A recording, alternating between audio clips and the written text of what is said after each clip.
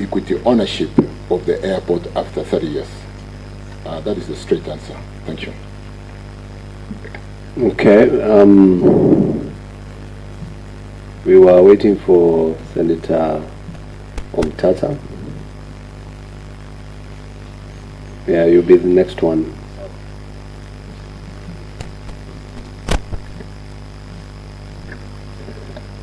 Yes, Honorable CS, it's a pleasure to meet you for the first time. I never engaged with you. And I would like to thank you for honoring the summons of the committee. Some of your members sometimes give us troubles coming here, and so I am most honored for that. Now I would like to begin from your document, which you gave us. That's your response. That's paragraph 3, where you say the proposed concession is anchored in the Public-Private Partnership Act of 2021. That statement locates these proceedings in that act. And my question is, under that act, do you have the locus to answer any questions? Who is the Cabinet Secretary anticipated under Section 2 of that act? That's my first question. Secondly, I would like to reiterate what the chair stated in passing, like it's a fundamental issue that your documents are crafted in a language that says that the Adani deal is done. We will, we shall, we will, we are. It's already concluded. I don't know why you are giving that impression that this deal is already concluded. I want now to take you to the law. You have given us here a process where you have said the bullet points on how a PPP works. And I put it to you that you are trying to mislead the Senate. This step 1 to step 20 and so forth is not how the PPP Act works.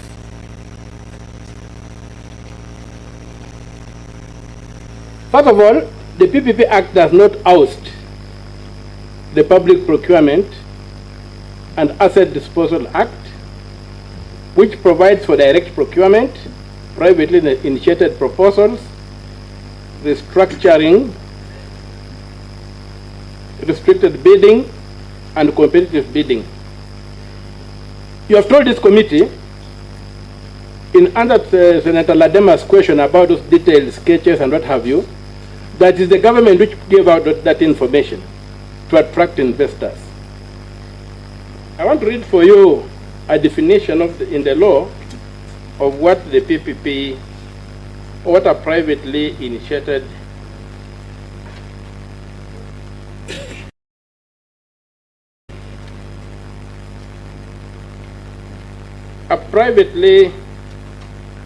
initiated proposal, that's under Section 2 of the Act, means a proposal that is originated by a private party without the involvement of a contracting authority and may include information that involves the complete evaluation of the proposal as if it were a bid. What you are telling us does not conform to that standard. And I would refer the Minister to sections 40, 41, 43, and 44 of the PPP Act to underscore what I'm saying. And I would also want to refer the Minister to Part 7 of Section 68 of the PPA Act 2021 on the establishment of the project company that states, you have told us here that you are negotiating that the CEO of that company should be a Kenyan. under the law, when you get to that stage, what does the law say? On the execution of a project agreement, the project contracting authority and successful bidder shall establish a project company in accordance with the Companies Act. So if you are at that stage, it means this deal has been concluded according to the law. And you are trying to run circles around this committee, which is not acceptable. I move on. Jomo Kenyatta International Airport is a going concern. And the objective you have given us here is to expand the airport. And therefore the project is initiated by Kenya Airports Authority and cannot be privately initiated. Thus the project cannot be procured under section 40, 41, 43 and 44 of the PPA Act. This particular contract, if that's the aim, should be procured through the competitive bidding under section 46 to 63 of the PPP Act. The use of privately initiated proposals here raises a red flag that all you are confronting us with is concealment of fraud. And this might be a major case of money laundering, where a public project is being used to repatriate money that has been stolen from Kenya in the guise of developing the airport. I want to add on, Chair, if you allow me some time. I spent a bit of time reading through the document. All right. So, the use of this PPP in the Adani case is fraudulent. The process does not meet the requirements of section 40, 41, 43, and 44 of the Act. And I just, given time, I'll jump through some of the things I wanted to say and just go to the key issues. I would like us to look, if you look at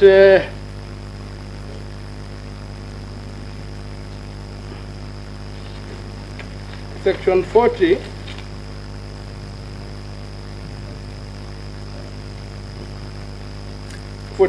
section 41, I'll go to 41, I'll jump 40, I'll go to section 41.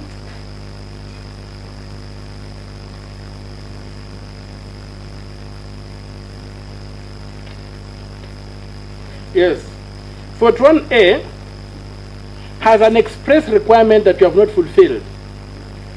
It requires that the directorate, in coordination with the contracting authority, shall before commencing an evaluation. You are telling us an evaluation is underway. We are even doing due diligence. But the law says, before commencing an evaluation of a privately initiated proposal, you shall conduct due diligence to confirm that the private party has not been debarred by any country or any international organization from participating in public-private partnerships or similar arrangement, is not corrupt, has not engaged in acts of corruption, and has not been sued or convicted on account of acts of corruption. It's a requirement of the law. Before you touch anything they propose, it is supposed to, under SEM 41, you have to demonstrate that the group is tax compliant in all jurisdictions where it has operated or operates. You go on and says, the entity has not, and its directors or officers have not been convicted of any criminal offense related to professional conduct within a period of 5 years preceding the submission of proposal, and have not otherwise been disqualified pursuant to administrative suspension or debarment proceedings. So, all these things, and I mean that I have tried to highlight out, but just to leave it up because of time, I would have expected you, before you began addressing this Honorable Committee of the Senate, to first of all justify why it is you a minister for transport, who is answering matters on PPP. The letter was addressed to Mr. Mudavadi. At that time, he was covering the entire cabinet. Who was the minister responsible who should be answering these questions? Is it you or the Minister for Finance? You are a stranger in these proceedings. The minister to answer these questions is the Minister for Finance, not you. You are not recognized in law. And so, secondly, I would have expected the answers to begin by showing that there was this due diligence carried out and the Adani was cleared before the government went further to begin looking at them.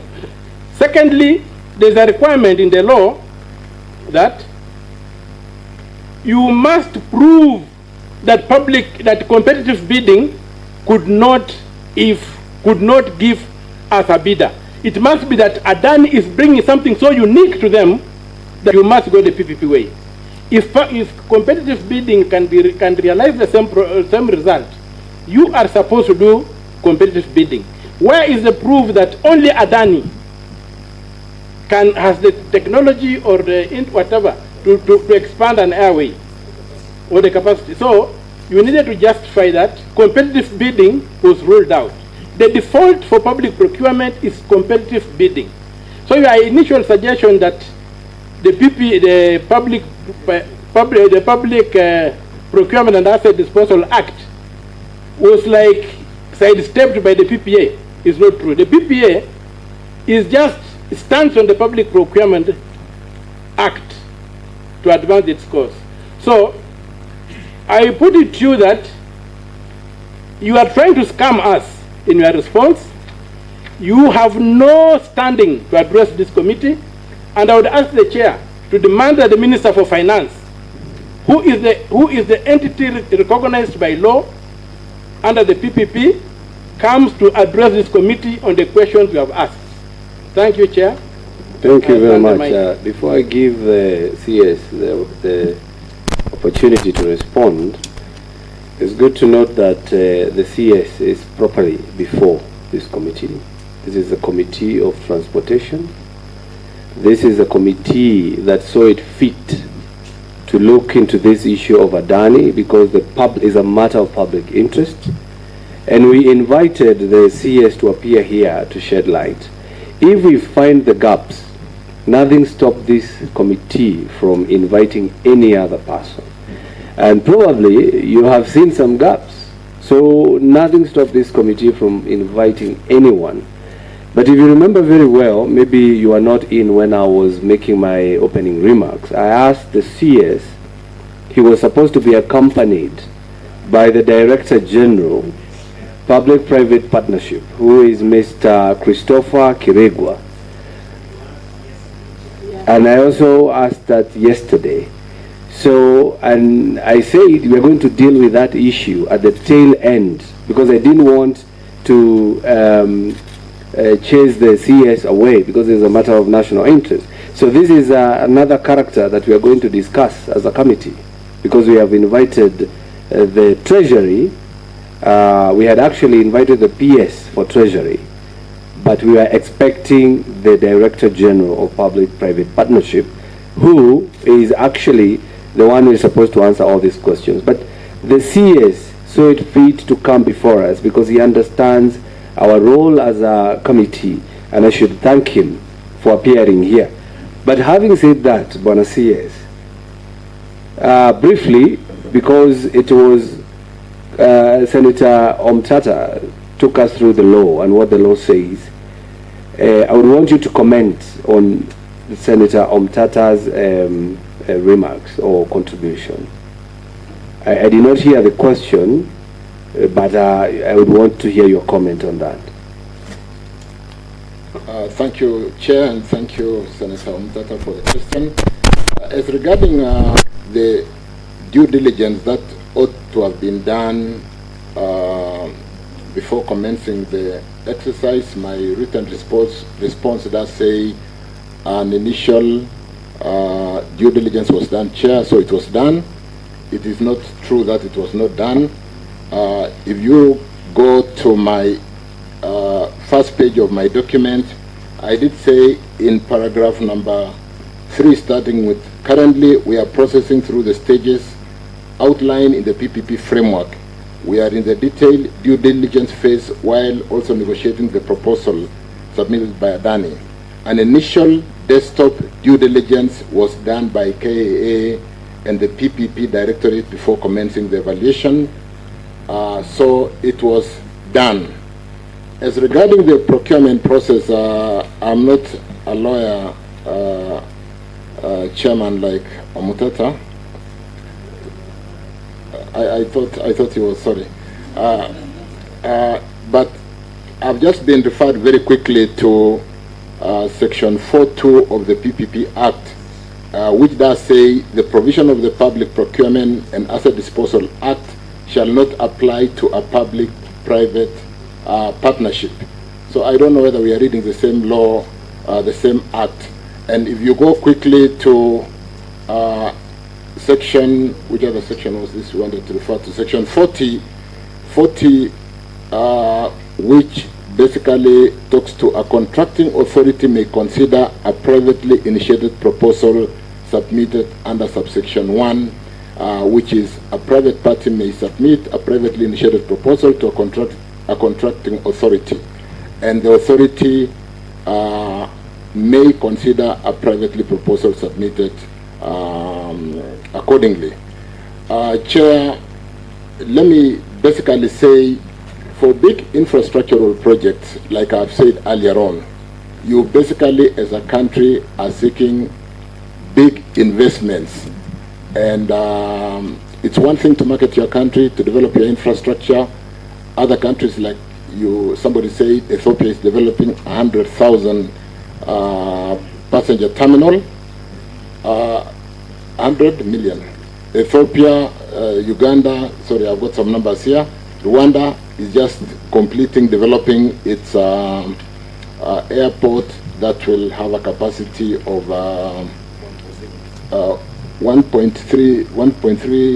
14 million passengers at 1.3 billion. Just to talk to the issue of cost, we are asked many times, why are we spending 1.8 when Rwanda is spending 1.3? The capacity for Rwanda is 14.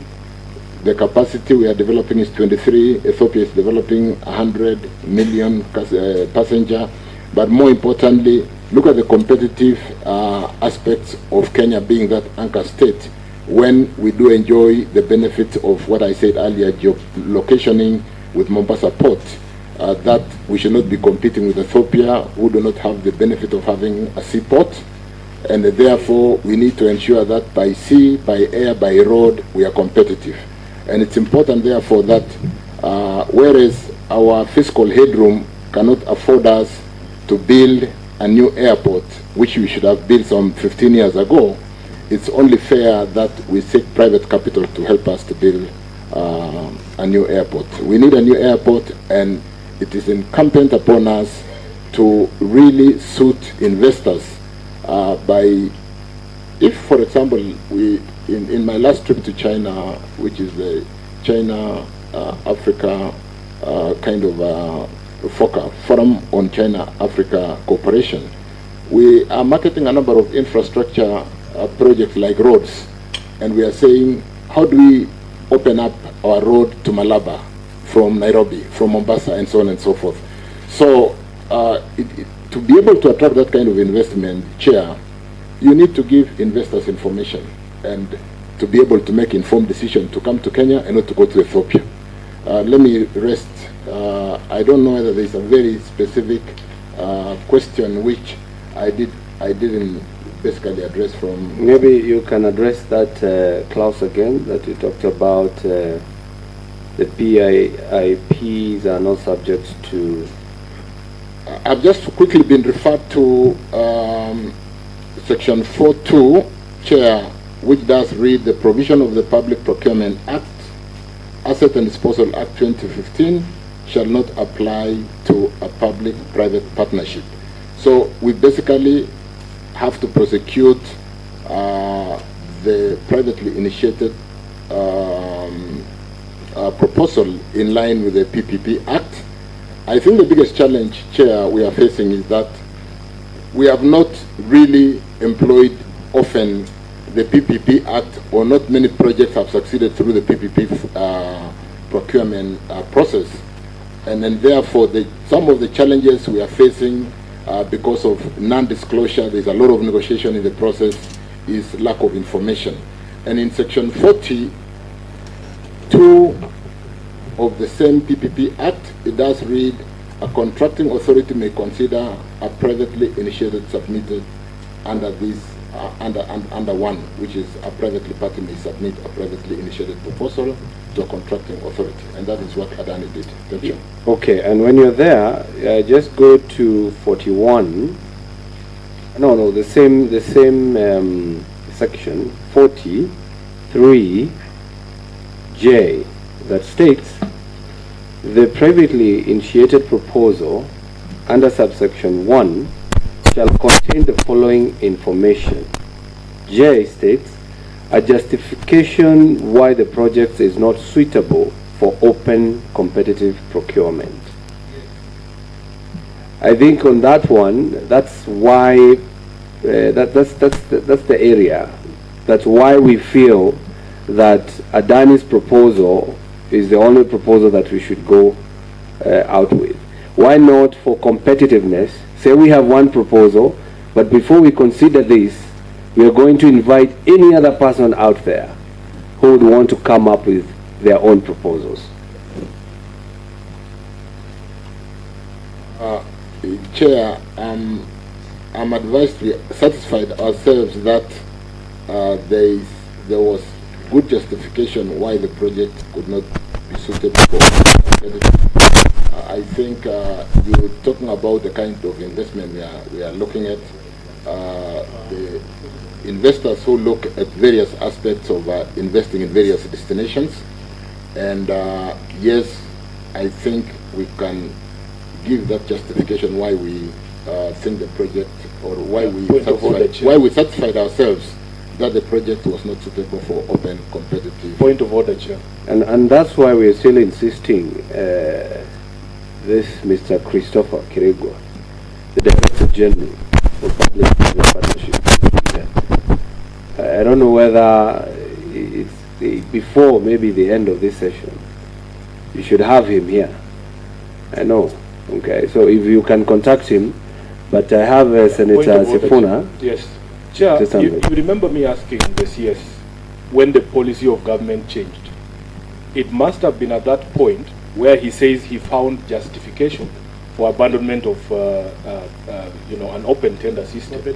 So can he confirm that he is not just speaking ad lib, that there is a document by government justifying the departure from, in terms of policy? And also, Honorable Chair, let us remember the provisions of Article 10 of the Constitution.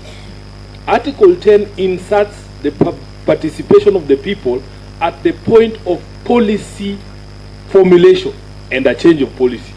So that, Honorable CS, if indeed government was abandoning this path, having found this justification, you needed to involve people and tell people that going forward, if we are discussing expansion of JKIA or any other national infrastructure projects, we are going to go the PPP way.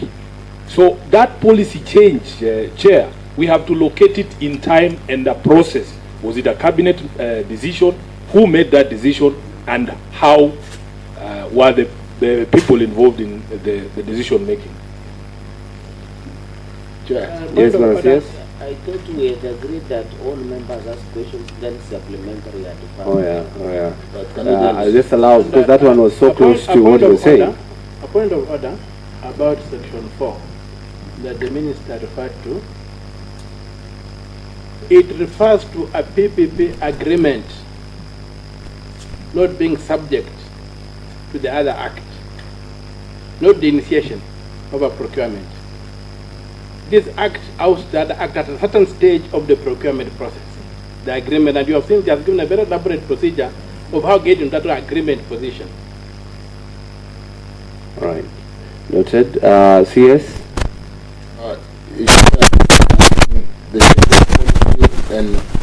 why, I think the question is still why Adani and whether there was change of policy. I'm trying to locate where there was this feasibility study done and which informed us accordingly. PS, can you assist me very quickly? Thank you. Chair, we, as Kenya Airports Authority, we did a feasibility study for Jkia. That was after doing the National Aviation Policy and the Jkia investment plan. This feasibility study informed that the Jkia requirements for investment amount to $1.63 billion. We received a PAP of a proponent willing to invest close to $2 billion, and we satisfied ourselves that we can move as guided per the Act. Yes, the competitive bidding could have taken place. We start with the request for qualifications, and you go to the second stage of request for proposal. It is a lengthier process. Right now, Jkia has a capacity of handling 7.6 million passengers per annum. Last year, we did 8.2 million passengers. That's why you see the long queues. That's why you see a very infrastructure that is really stressed out. And we made a decision to go and admit the PAP.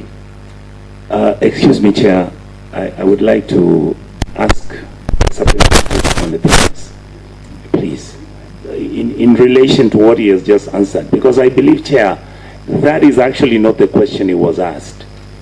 Did the Kenya Airports Authority PS do an analysis, feasibility study, do a financial analysis, do an evaluation with the critical sector industries and critical players to make sure that that report, which would have made it possible for us as the oversighting team, should be having it in this list that the PS has presented? That list is not here.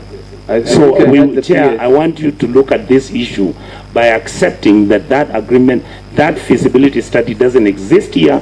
The feasibility study we have is been done by a company called ALC, and ALC is not a Kenyan company, and this is why we have these challenges. Is it the feasibility study on policy? Because you talked about the policy,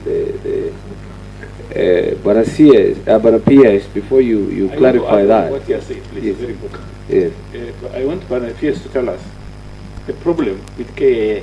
Is it financial or management problem? That is what he wants to know. If you've done that, you should have known the problem is financial or management. Why am I saying this, Chair? The CS has said, he talked about Ethiopia Bole, Ethiopia, they carried 17 million passengers, 2023, 2024. We carried 8 million passengers. And the profit they're making is $7 billion US in a year, same year, including Ethiopia. So the problem we have, is it financial or is it management? Just tell us. Maybe I think that will go to the CS. You clarify on the issue of the policy, where the expression of interest, because that question was asked by Senator Sifuna, sorry. I would want you to clarify on that issue, where did we depart from that policy? Chair, the feasibility report that is attached was done by the proponent as per the PPP Act. But Jkia or KA also did its own feasibility report earlier, and it was concluded in February. And that is also an attachment, and it was done by ALG Consulting Group, which is a Spanish consulting firm, and it is part of the attachments that have been submitted today. Chair. With Senator, before we entertain a point of orders, I wanted every senator to be heard. Then we can go to the point of order. Chair, I beg your indulgence. There's a question from answer the question by Senator Chute, then we go to Senator Cherargei. There's a question on, is the problem financial? Yes, it is. KA makes around 4 to 5 billion a year. If we are to plan for an investment of 200 billion Kenya shillings. Excuse me, Chair. The PS is misinforming the House. Yes. KAA makes 19 billion shillings a year. Let's He's misinforming the House. It's in this report. Yes. So why are you saying 6 billion? I'm talking about the net. We make 19 billion, but I'm talking about the net, having taken the net, the profit. Thanks for the clarification. Thank you. Yes, the net. Continue. So if we make 4 billion and we need to invest 200 billion Kenya shillings, it will take us 50 years to raise that amount of money. For the first phase, what is required is 800 million. And you make 790 something, which is 99% of the revenue. We will need to lock that up for the first phase up to 2028 to invest the money that they make. Okay, let's go to Senator Cherargei. Yes, let's go to Senator Cherargei. Chair, allow me, let me try and ice the cake and ask some basic, like kindergarten-like questions. Bwana CS, there is a viral video on social media, a young man saying airport imeuziwa kwa muhindi. And that Adani group, the last 24 hours, the allegations we are having that the Swiss authorities have frozen the Adani group bank accounts of 310 million Kenya shillings. Waziri, why don't you cancel this deal as of today before you walk out? And I know the president will understand. Number two, what is the consequence in case this deal is brought or halted today as you walk out from here before close of business 5 p.m. Kenyan time? Secondly, your former colleague before the House in November last year, Kipchumba Murkomen, there were 2 Chinese companies and who is Civil Engineering Group and China Aerotechnology Corporation called CATIC were given an award of 55 billion to build 178,000 square meters terminal, which was designed by Pascal and Watson of London. The information I have is that the government, after the deal was forged, the government paid 4.7 billion Kenya shillings.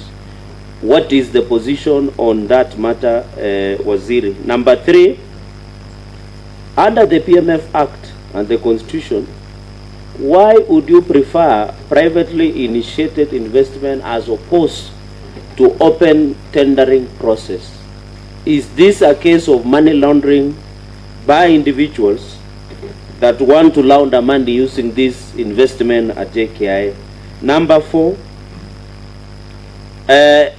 this PIP by Adani group of companies, is it only on Jkia, airports or airstrips including Karenga airstrip in Kericho, or is it only Jkia restricted on build, operate and transfer model, Waziri? Number 5,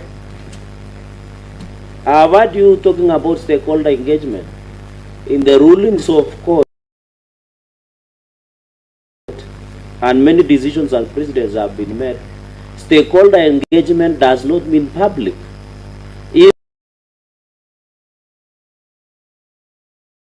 Even Article 10 of the Constitution, public participation involves even people who are not aware there is an airport or aeroplane. Is it in order for this committee, and what will be a comment, to indicate that public participation was never done as per envisaged by the Constitution? And finally, Chair,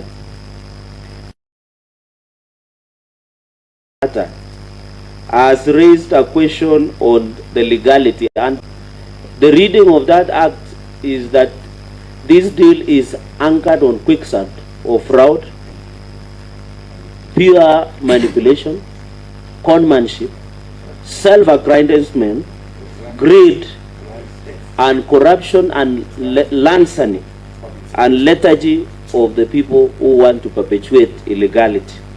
Chair, where you know when witnesses appear, they assume senators are busy from reading. Although we did Kipchoge 159 in reading documentation, it is out of curiosity that in the board minutes of KIA, this will be my conclusion, it is out of curiosity that in the board meeting, there are glaring concerns by the board. Either it was ignored, either it was not dismissed, or some big boy somewhere were playing golf and decided that KA board meeting minutes does not matter. In the observation in this minute 6/07/15 of 2024, consideration of the projects, I will read one paragraph in the interest of time, that KA has to surrender its interest so that the proponent can generate its target revenue. I think that's Adani Group. It was observed, and this meeting was sat. The members of this meeting include our brother, the acting MD, Mr. Henry Ogoye. It was observed that the project has attracted interest from different quarters in government, making it difficult to advance a common position as the government. This is an agency of government arguing that there is no common position on this issue of Adani decision in these minutes. That the acting, and we would want to know later, Chair, as a supplementary, why Ogoye, how long has he been acting as the MD of Kenya Airports Authority? Because the government in itself is telling, you know, it's one body, as a body of Christ in Corinthians. It's like the hand is not trusting the mind or the legs. The government says in one of the entities that there is no common position of the government, and there are other interests. So it means this Adani deal was being done even outside the care and the structure engagement through who are these interests, such as money laundering. And because it came out, Chair, because somebody questioned, so in their own minutes, Chair, there was no common position on this deal of Adani, even within government itself. So Waziri, looking at these minutes, and we thank God that you did provide these documents, and that is why we insisted that you provide them in time. Looking at these minutes, either K was ignored, either Ministry of Treasury was ignored, and I hope, Chair, as you rule, the Minister of Treasury should also appear, Minister of Treasury, the PS and the DG. Of course, DG, Mr. Chair, should be frog-marched by the IG, because he has defied this committee, Chair. So the question is, there is no common position on this matter. So Waziri, is it in order as you walk out of this place to cancel and call off this fraud by Adani Group? That is on page, members, Chair, I think people are looking for it, is page 4, the last attachment of Roman 4. We took a lot of time running about Roman in life, but anyway, it is Roman 4 of that minute, Chair. So it was it. Let's give Kenyans what they want. This, as Abraham Lincoln said, this is our government for the people. Fight.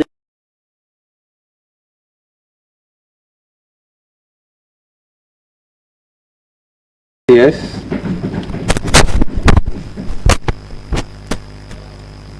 Thank you, Chair. Thank you, Senator Chirchir, for the question. I don't think that's a doubt.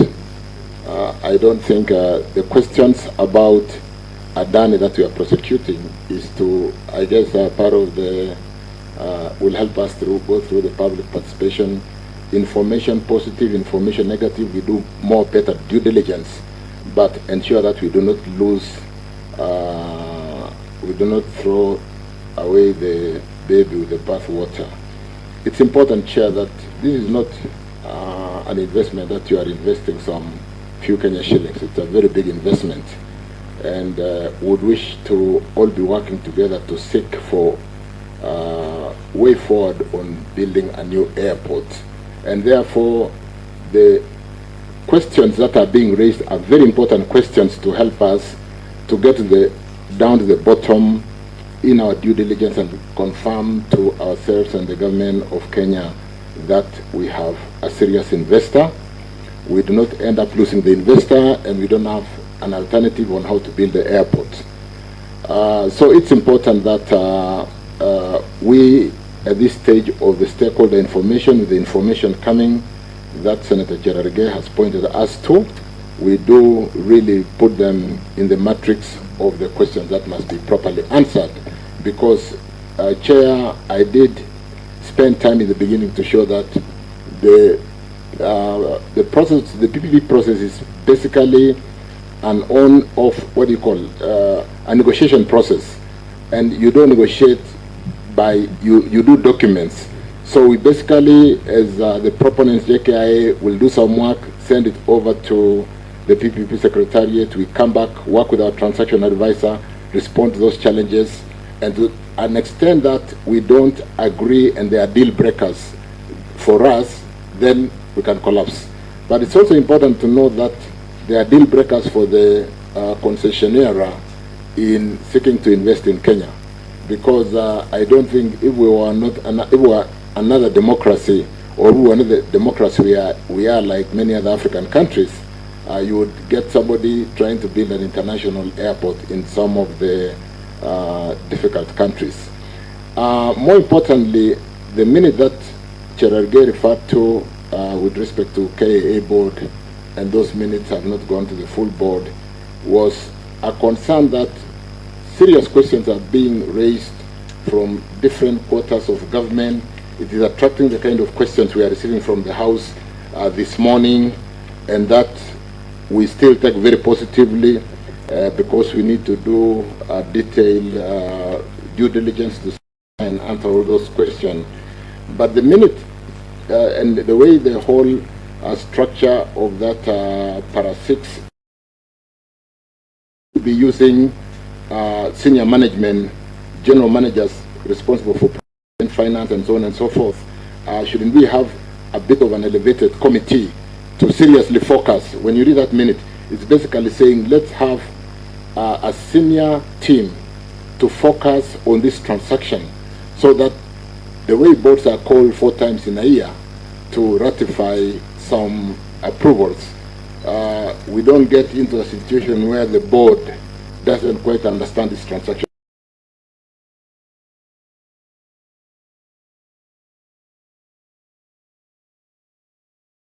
It has attracted interest from different quarters in government.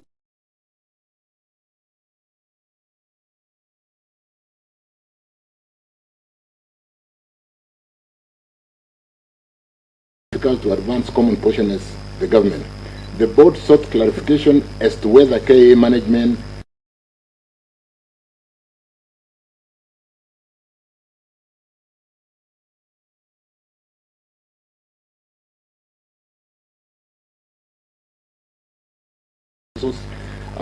the Jkia legal representative for PPP Directorate, Attorney General, and so on and so forth, in a committee of the board that basically fully understands this transaction, and therefore the kind of hard questions that we are being asked, and which I do indicate as Minister that we take them very positively.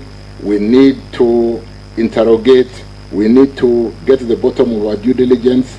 It is not like we are the rich boy in town with all the money to be able to build an airport. If you check those minutes, it does also recognize the fact that Jkia does not have capacity to build a new airport, which has been articulated by the PS from the bottom line, 19 billion revenue. There's an expenditure of 13 billion, 11 billion, and therefore, if we were to build an airport with own source revenue, we'll be doing it in 50 years. The airport we have, Chair, is, let me stop there. It's becoming narrative. But more importantly, yes, all the information, negative, positive, will help us to really ensure that we do a thorough due diligence, and it is a process ongoing now. To the extent, Chair, that we cancelled the deal, we don't have a deal. We're just negotiating. We're just negotiating. We don't have a deal. Absolutely. Point of order. Thank you very much, Valasias. Maybe before I go to that, because I have a written submission here from a colleague, it's also good just to highlight, because he has done a lot of research. This is a written submission by Senator of Mandera, Senator Ali Roba, who, as you know, is also a former pilot, so probably he's well traveled. And there's a document I'm going to... Current pilot, okay. All right, well corrected. He's a captain. And he's agreeing with most of us and everyone and every Kenyan that BOTs are not bad. What we are looking at is the deal. And he has given an example of about 10 airports that are built through BOTs. I just want to highlight 3 of them.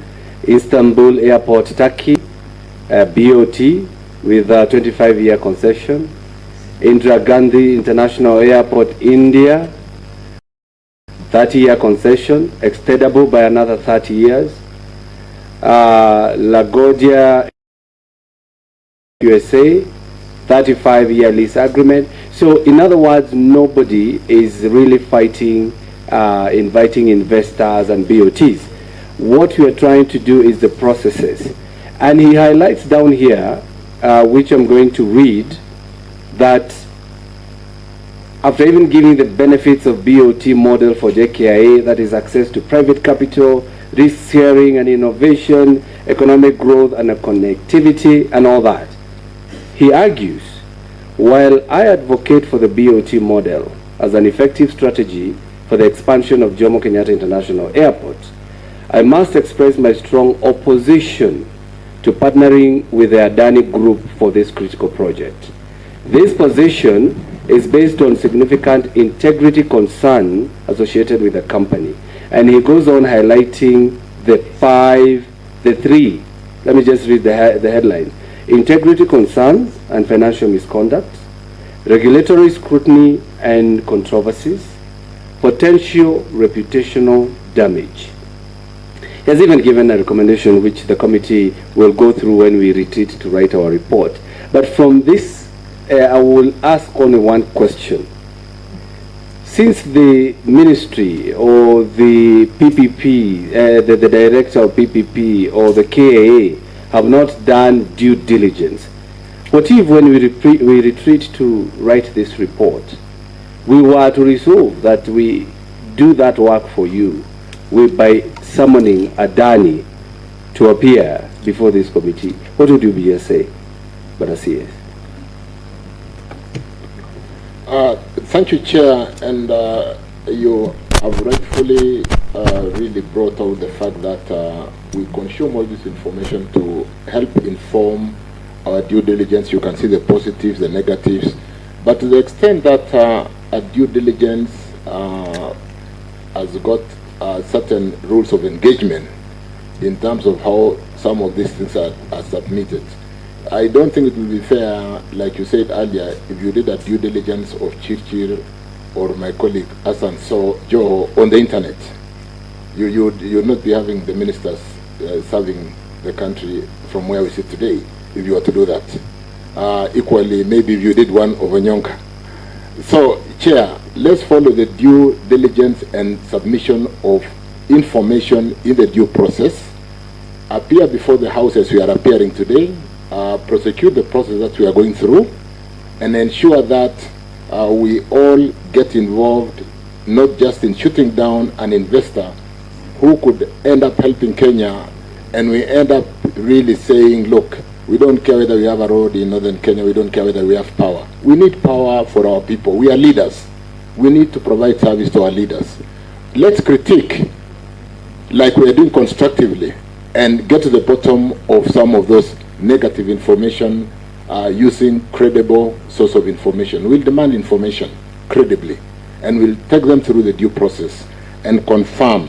But let's not also act like there are so many investors willing to come into Kenya. If they were, we would not be struggling with the capitation for schools today, with the challenges in our universities. We need to put social investments into health, education, and the areas we need to put. We don't have a headroom.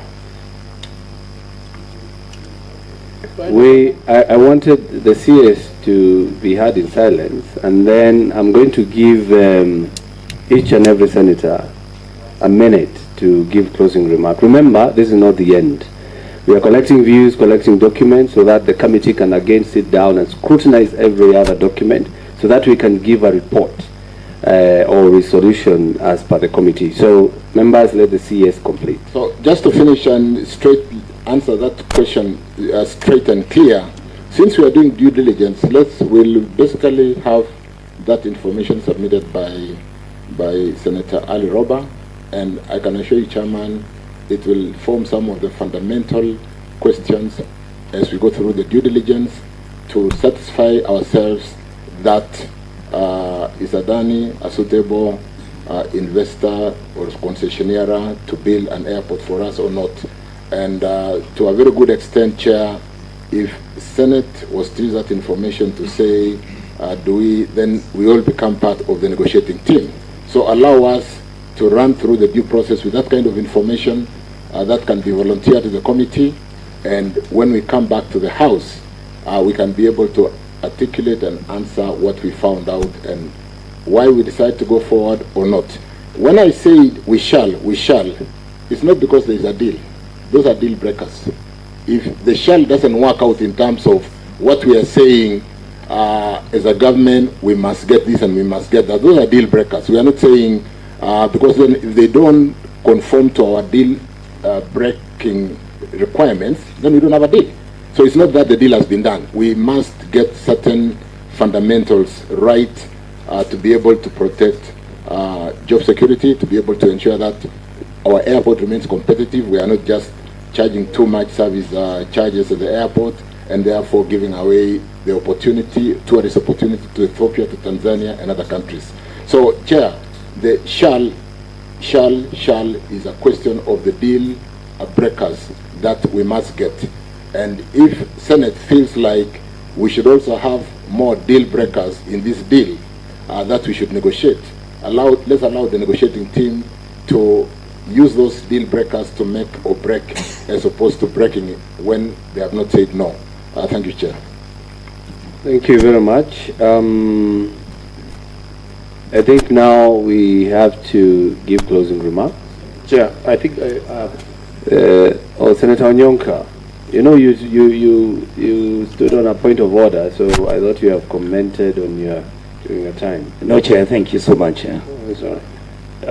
CS, thanks for coming. And as I said yesterday as my classmate, I hope that whatever we say here, you'll deliver it to the President, because he needs to listen to what some of us have been saying.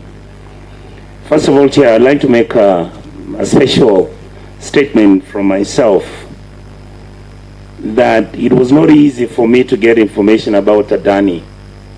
This information came to me from a young man who's called Nelson Amenya, who lives in France. The young man sits in one of the investment companies in France, and he saw these documents pass on his desk. When he called me, the information that I was speaking made me first of all get worried about himself, because as you realize, Chair, I actually publicly have stated that the information Nelson Amenya has given me as of 3 days ago is that he has found some people who are following him in France, and we have been talking to some people to create a safe haven for him so that he can be siphoned out of France. That's how delicate and personal this matter is to some of us. So, CS, I would like to, if you come across any of your friends who have been participating in this thing, tell them to leave Amenya alone. Tell them what we are trying to do is discussing issues about either we accept that Kenya is going to be a country of public good or is going to be a country of private good. And what we are saying is that we have information that we are going to table here, and I will tell you, my CS, some of these things are shocking, completely shocking. I would like to ask you, you can answer or you can keep the information and answer me before. Chair, I will start with asking the CS. Do you know somebody called Jayesh Saini? Yes, I do. Thank you. How do you know him? I think he's in the health industry. Thank you. Yeah. Would I be wrong if I said that Mr. Jayesh Saini is the one who has actually been given the transaction of managing our chief which is the new development out of NHIF, because he's the owner of Nairobi West Hospital, and he is the one who is actually been given the complete system of the financial management of the ship. Point of order. I would want, Senator, we restrict ourselves to the mandate. Chair, I think you're wrong. No, you're wrong, Chair. There's a reason why. You have to allow me to interrogate the matter. You must allow me to interrogate the matter to its logical conclusion. Let me explain. Yeah. Then you can make a ruling. And when you get out of the rail... I am not. There's a relationship between the corruption that is happening with the Adani deal and what Mr. Jayesh is doing. Because you see, Chair, Senator, don't get keep for him. Please don't. No. Point of order, Don't get keep for him. You are going the wrong way, Chair. Senator Onyonka, just 1 minute, please. Yes. Chair, it is quite possible that there is somewhere that Onyonka... There is a nexus. I'm trying to create the nexus. Allow me to make my case. Onyonka, allow him. Just let me explain something, Chair. It is possible that there is somewhere that Senator Onyonka is driving at. That is where I'm going. Just allow me to go where I'm going. Senator Onyonka, you're out of order. Yes, he is not listening. And I'm trying to... SG, I am telling you now you're out of order. No, Chair, can Chair, you protect Senator Onyonka? Because if now Senator Sifuna invokes the power of being an SG, he might chicken out from pursuing a... No, I'm on the mic to just guide the Chair. Yes. I was saying it is possible there is somewhere... Order, you cannot guide the Chair. In terms of nexus, you allow him to, and I don't want to use this aviation analogy, let him land the point. Let's see where he's going with it. Just give him a little bit... Yeah, I was afraid of getting out of context and losing Kenyans, because the issue you're dealing with is the issue of the airport, JKIA. So I thought he has lost his Chair, I am giving you by talking about health. There is a nexus. No, I was just trying to bring him to allow me to set it up. Okay, now ask your question. Question I'm asking, I asked him, does he know Jayesh Saini? He said yes. Allow me to interrogate him. Continue, you have Thank you, sir. Yes. Thank you so much. Yes. CS, would I be wrong to say that Mr. Saini is the agent of Adani in Kenya? The answer is yes or no. It's up to you. I'm not aware. You're not aware. Are you also aware that meetings that took place in Dubai where this deal was being discussed, Mr. Jayesh Saini was sitting in that meeting with individuals from the Kenyan government, and I will state here that the person who met Mr. Jayesh Saini in Dubai was Honorable Mutembei when he was the minister in the position you are in? I am not aware. Without having evidence that I can prove, but I think it's important that I make the statement that in that meeting that money exchanged hands. And Chair, later on, I believe as we continue, these details should be presented to this House. The second issue I wanted to ask the CS, in your understanding, I want you to go to where Honorable Chirchir was. You go to page... Chair, we start with the consideration of the project progress, minute 6. I want you to go there, Chair.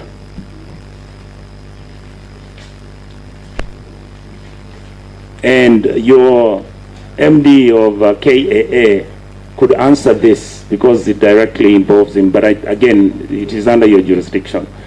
A PPP project is considered under the following factors: value for money, affordability, commercial value, manageability, and acceptability. The PIP by AHL was submitted on the 1st of March. The evaluation report submitted to the PPP committee on the 8th of March. On the 13th of March, they conducted a feasibility study. And on the 28th of March, submitted a feasibility study report on the 3rd of May. During that period, if you notice, this is only 1 month. Is that possible that this could be done? 18 days. Like you did say, I will allow the CEO to answer that, but this is the feasibility study that I did call in my opening remarks, in my opening response, an initial desktop due diligence. was done by KAA and the PPP Directorate.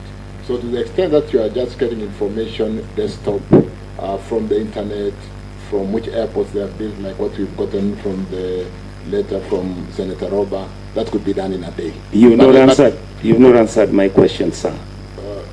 This report, I repeat it to you, please, I'll be very slow.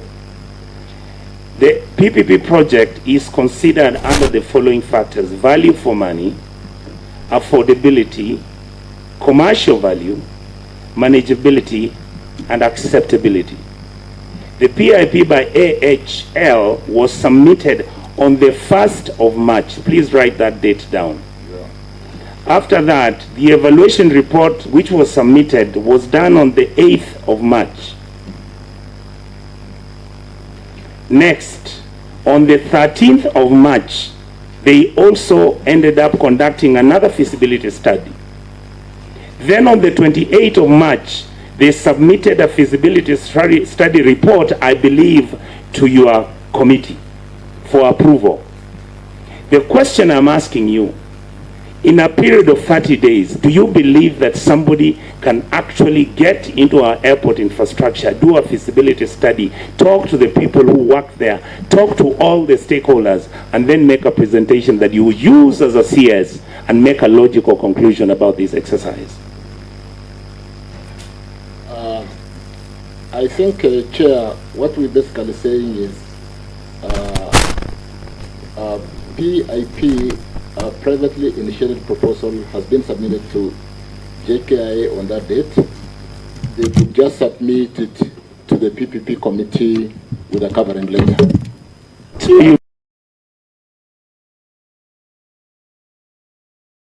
You agree that they actually did the feasibility and finished and gave you all the facts? That's why I call it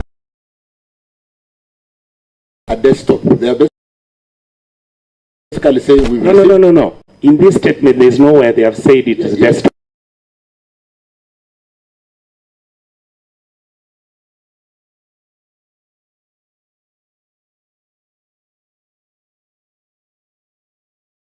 So the answer I expect you to give us here is yes. It can be done. It can be done. It is just preliminary work, and we are submitting to the committee for consideration. Thank you. It can be done. Go back to where Honorable Gay was, and he said there were different quarters in government who had an issue about. That is the board. That is the board telling you that this report which is being tabled, there are certain individuals in government, and this comes immediately after this feasibility study, after this report. You are saying that it can be done. In 30 days, individuals were sitting and telling us that our airport, which is worth 1.2 trillion shillings, can actually be given to somebody at 136 billion shillings for a period of 35 years or whatever it is. Did it occur to you, Bwana Waziri, that when people in government have an interest in this matter, what did it mean to you? Because we didn't know. So I'm talking to you as an outsider. What was your interpretation of this? Like I've said, Chair, on again and again, we've not had many PPP projects succeeding in Kenya. And even as we sit here, we are asking ourselves, should it be PPPD, should it be PPP? And therefore, was the board privy to the full runway of the PPP process? Did it mean submitting to the Treasury was for approval? No, it was going to stage 2, it would go to stage 3, it could go to stage 5. We're currently doing a detailed due diligence, a proper due diligence that you visit, you answer the kind of, you look at all the details, and by the time you reach stage number 20, it will possibly be a procurement cycle that is taking a whole year. So to the extent that we are employing PPP for mega projects because we don't have the kind of outlay capital to invest, somebody is possibly asking also in KAA, why not competitive PPDD process and so on and so forth. But this is just stage 2 of the 20 stages, Honorable Chair. CS. But let me allow. CS, just a minute. Yeah. Through the chair, Senator. Through the chair, thank you, Chair. CS, that's not what I asked you about. You are a cabinet secretary in government. you have gotten a document that has been written by a board. Let's assume this board is Sony Sugar. And members of the board tell you, you want to hold a PPP exercise in this factory. We are uncomfortable with it because we have received information that some of your government officials and people, big time players in your government, have an interest in that matter. What does that imply?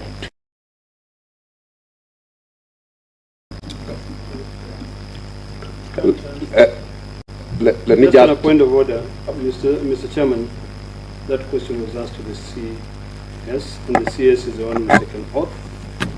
If the acting managing director wants to answer, he has to do so with permission from the CS. But you cannot just jump in.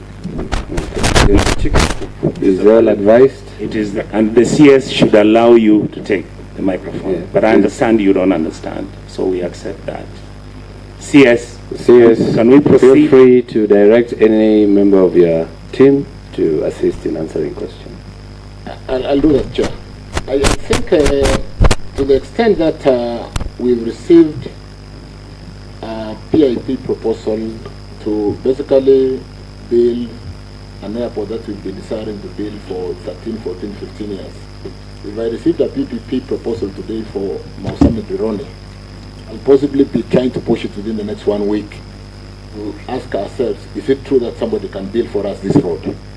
It's not something that I want to sit on in my office. I'll possibly be talking to everybody and saying, we have this proposal, can it work? And therefore, depending on the agency, there could be interest. There's no question about that. But I did say, Chair, that I've just gone back to my step 1 to step 20, to the extent that even if the board was sitting to consider this, there's a whole due process, including why we are appearing in Senate today. Difficult questions,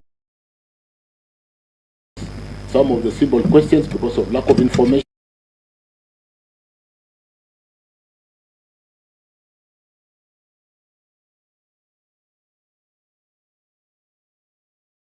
Satisfy everybody that the due process must be followed.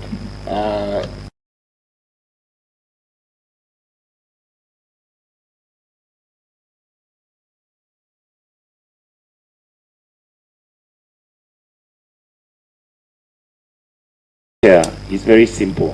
Who delivered the report, the evaluation report, and how was it delivered to whoever that received it, the proposal?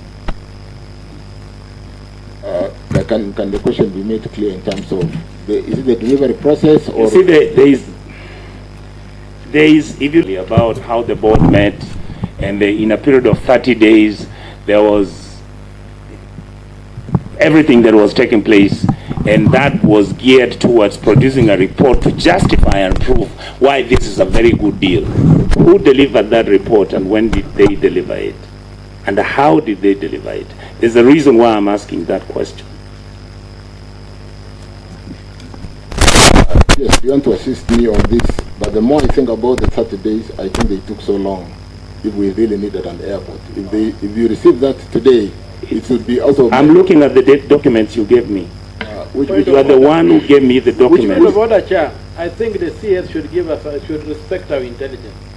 We're not talking some nursery school kids. Respect our intelligence and address us as adults and address us as senators of the Republic of Kenya. Are you addressing Chirchir or addressing the chair? I'm addressing... I think the best thing for us to do is that on a CS, when a question is directed to you, just be direct to the point and to avoid, you know, and answer. If you know the answer, I say I do. If you don't, we are lenient as a committee. We can always read between the lines. So kindly, and also it's also good for us to know that we are governed by the starting orders. And I'm really withholding, you know, invoking some of the starting orders, like starting order 105, which is a statement of facts whenever we are interacting with this department or with this issue. So let's restrain ourselves to the issue at hand, which brought us to this committee. By so doing, we'll be able to get answers. And that's why, initially when we started, remember we were giving every senator about 3 minutes. so that you ask your questions and you get response. So the moment you bring this kind of interaction, you will have point of orders, and we might lose the points that you want to execute. I actually merely want to agree with you, but let me tell you why I'm cross-examining this. No, proceed with the reason. Questions. Just allow me. There's a very good reason I want to do that. Chair, with you know, yesterday I said something about CS Chirchir. He's one of the few people, out of my interactions with cabinet secretaries, and you know I have a very low opinion of the cabinet, but he's one of the few who is usually very forthright. So, Honorable CS, I am, you remember I owe you something. Congratulations. Please don't get derailed. I need you to be the same forthright person. If something is wrong, Honorable CS, the CS that I know, will say it is wrong. And it was not you. You are not there. Yeah, so throw people under the bus if you must, but you must retain. Maybe Senator Onyoka is scaring him. Thank you, Chair. Thank you, Chair. He's my former year mate in the university. We love each other. We've spent quite a bit of time together. Yes. I'm just trying to make sure we get the truth about this. The next question I want to ask, actually, Chair, through you, is not to the CS. I want to ask the gentleman who has been acting. And you said your name is who? Henry Ogoye. How long have you been at the airport? Since 2006. Since 2006. Please allow me to interrogate this. Chair, I would like to present this document to you because it's a public document. That is the report that was done by Honorable Kosing under the Hansard, and that report, very, very fortunately, Chair, our deputy chair was in that committee. My current deputy president, Honorable Gachago, was in that committee, and the other person who was in that committee was Honorable the Solicitor General, Mr. Mose, Shadrach Mose. Why do you think the report which came 2018, and it was saying that we cannot give our airport under the PPP arrangement, why did the committee make recommendations that that should be stopped? And when did the government change the policy? The same question that Honorable Sifuna is asking.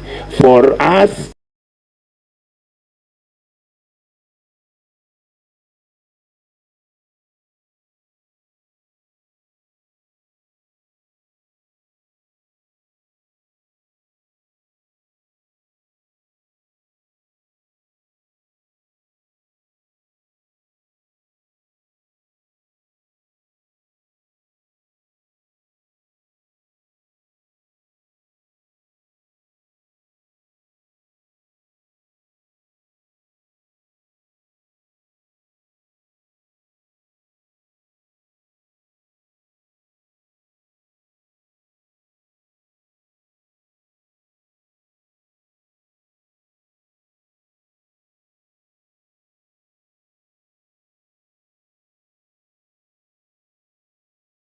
behind, if we look at our balance sheet, we are not able to address that infrastructure deficit.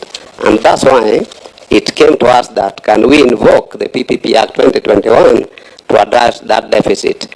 The fact that we are going to give, we are going to concession part of the airport for purposes of aeronautical facilities. When I talk of aeronautical, I mean the airside, things to do with the runway, the parking bays, the terminal building. It doesn't mean that we are going to vacate our responsibility. In any case, there is no operator which will operate at the airport without being supervised by Kenya Airports Authority. Chair, could I proceed, please? How many minutes do you need? Because I think you have 5 more minutes. That's right. I'll rush through it so long as nobody stops me. Okay. And Mr. Ogoye, you have been in civil aviation for how long? Through you, Chair. For 19 years. Thank you. When you were negotiating with Adani, you understand how the Kenyan civil aviation infrastructure is set up vis-a-vis the private, civil aspects of our aviation and the military aspect of aviation. Did you decide or even think of negotiating with Adani what they are going to do with our military presence? Because we use the radar at the airport is used by our military and also by civil aviation. Honorable Chair, within the agreement, we have something called the word common services. Wait, an agreement with who? No. we've already shared with you the heads of terms. Yes. Heads of terms is a summary of negotiation items. Yes. Within that set of terms, there are certain common use services which have been identified. And even the fact that I want to help you. Have you ever seen any country in the world that gives its civil or military aviation responsibility to a private company to run? you see, Adani, when any concessionaire who is coming to operate the airport will confine itself to the commercial side of the airspace. Through you, Chair, how would they do it unless the military is bought its own radar?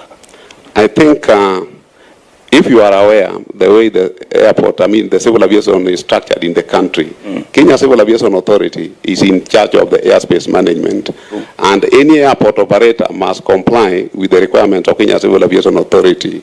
Just like Kenya Airports Authority, Kenya Civil Aviation Authority is in charge of the airspace management, and any airport operator must comply with the requirements of Kenya Civil Aviation Authority. Just like Kenya Airports Authority complies, any concessionaire who comes on board must also salute that regulation in terms of responsibility with respect to the usage of the airspace. So through you, Chair, what you are actually telling me is that yes, all the air traffic controllers that we have in the Republic of Kenya would not be interfered with by Adani. I can confirm. Where is that agreement?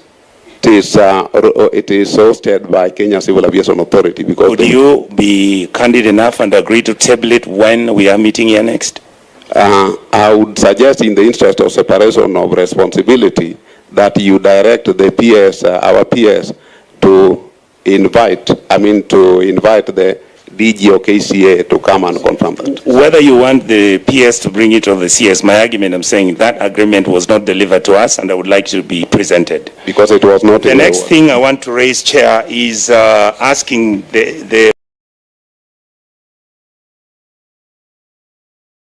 my brother, the CS. There is an amount that is supposed.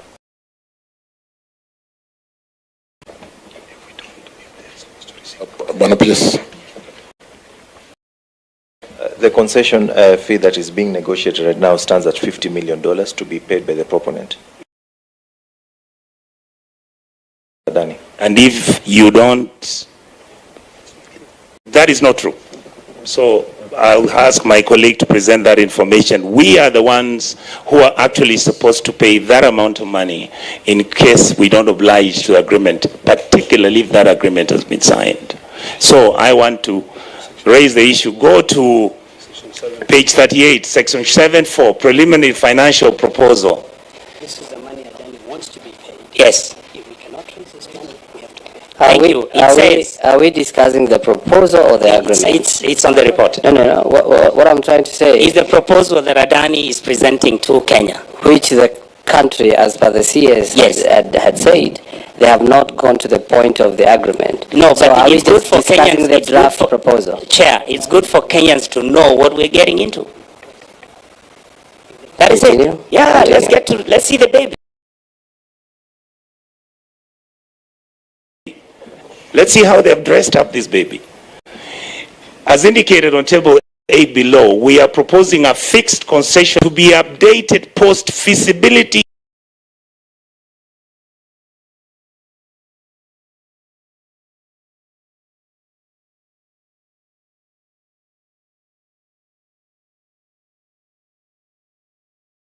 study. So it could go to $100 million US.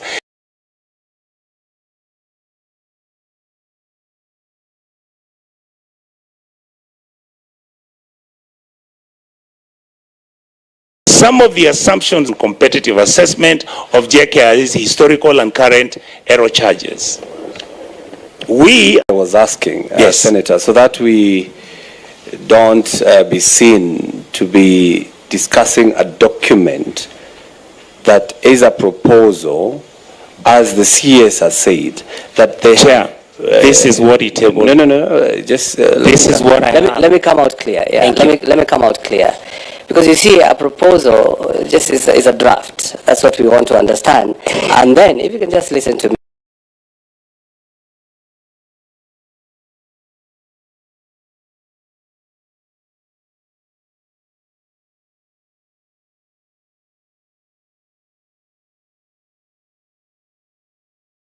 And that's why, because we don't want to take the committee's time to discuss a document that what would I want us to deal with, is that according to direct the path that we have to take, so that we don't even discuss the colors. The CS is what he has submitted, what he has said it's not being dealt with, or they have to be proper to take Kenyans through a document that is already what kind of wedding they want to hold. Just 1 minute. It's okay. That will determine your judgment. No. The point, Chair, the point I'm making is, and I say this with a lot of humility, Chair, don't get keep for them. I'm Let not them getting, answer. I'm just, Chair, I'm just this correcting is the task. their document. Can I help, Chair? Yes, yes, Senator, This is their just- document. Just 1 minute, Chair. Yes, hold on. You see, the Senator is reading from the Adani proposal. Perhaps what you could direct that the CS responds to. Just like we dealt with, you remember when I read the proposal, original proposal from Adani saying the runway is not a priority, they would have to evaluate traffic and see if it is necessary. So the ministry should tell us this proposal on a fixed concession fee, how have they treated it? Because it's a proposal, it's not a draft. This is the proposal that was received from Adani. During the course of the negotiations that are going on, how has the Ministry of KA treated this proposal? That's all they need to say. And I believe the CS, I'm not trying to, I'm just trying to give direction. Because the first question that the CS said here is that there is no agreement, it is just a proposal. So the question is, and I want members also to go along with me, is whether you would want to discuss a love letter or that proposal or marriage certificate. Sure. It is not also correct. Because and I want it, I don't want to be seen that I'm stopping Senator Onyonka from executing his point. My point is as easy as that. The CSA, there's no agreement, there's no proposal. So do you want us to spend time? Allow me to guide you on one thing, Chair. It is not correct, by the way, to say there is no agreement. What the ministry or the KA should be saying, there is no final agreement, because the head of terms is an agreement. So what they need to tell you is how have they treated this proposal on a fixed concession fee? How did they understand it? How have they treated it? In now, when you look at the agreement or the heads of terms, how have they treated it? Because they have been explaining how they have treated the other proposals. Explain that very briefly. It's fairly straightforward. If you refer to page 24 of the heads of terms, which 12.4, which basically defines the concession fee, and where the head of terms, though non-binding, has brought out what has been kind of agreed, we will be able to answer Senator Onyonka's question. Page 20. Chair, through you, Chair. Yeah, proceed. I would like to state that a permanent concession means that in case we sign this agreement and Adani does not make any money whatsoever, or if anything goes wrong, then we will have to pay that money depending on what it is on a yearly basis, whether they make a profit or not.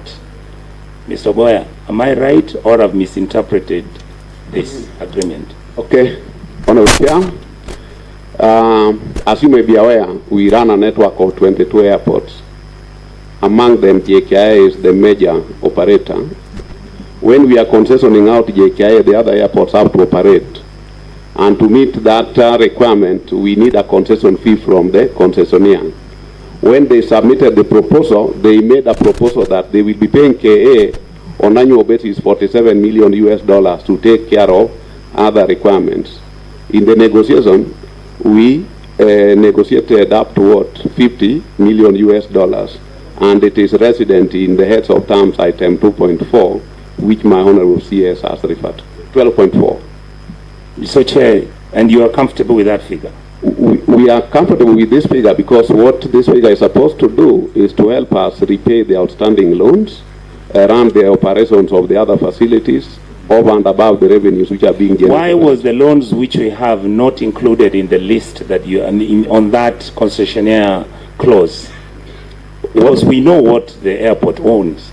owes. What we've done is that this... Just hold on before I finish through you, Chair. And if the airport reached a stage and their debts were paid, who would be receiving that money?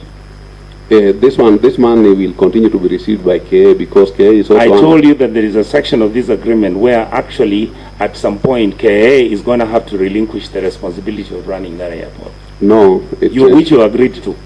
Honorable Chair, there is no day KA will vacate the management of Jkia. Okay, thank you, Chair. Now, the next question I want to ask, Chair, because I don't have a lot of time. 2 minutes. You know a company called CS. I am a bit uncomfortable because you are not there, but I'm sure because of institutional memory, your teams would most probably... The company called LG that is providing the evaluation and analysis, the financial... How was it recruited? Did you advertise for this job? Let me put it like this, Honorable Chair. LG is the one which advised the government. Yes. Excuse me, Chair. Answer the question. Don't tell me the story of what LG does. For the feasibility study, whatever that was we done, are the ones who recruited LG. Did you advertise for them to be recruited? We never... According to the procurement law. What happened was that, and that one... The answer is yes or no. Give the MD an opportunity to answer you. Yeah, these are yes or no. When you see somebody is lying, yes, they will start telling you a story. I mean, I just want him to say yes. We did tendering. Just the way I've given you an opportunity to ask question, give them a chance to answer a question. Honorable Senator, we want you to inform the public, and therefore we want to give you the right information to inform the public. What happened was that way back in 2022, ALG did the National Aviation Policy and Medium-Term Investment Plan for the government of Kenya under the directorship of the PPP Directorate. Because the report was high level, we wanted to have a detailed feasibility study. So we rode on their institutional memory and the fact that they had data. So we recruited them directly to do for us the feasibility study. Chair, help me. You got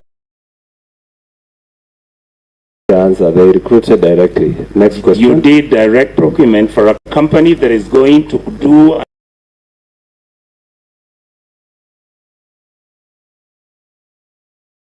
an evaluation and giving an history, and that is going to tell us the evaluation of our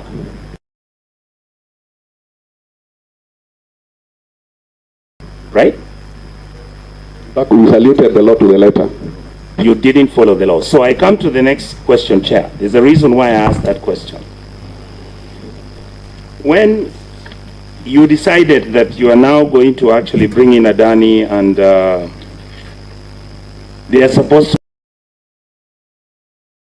be running our airport and there are other things that they are going to do.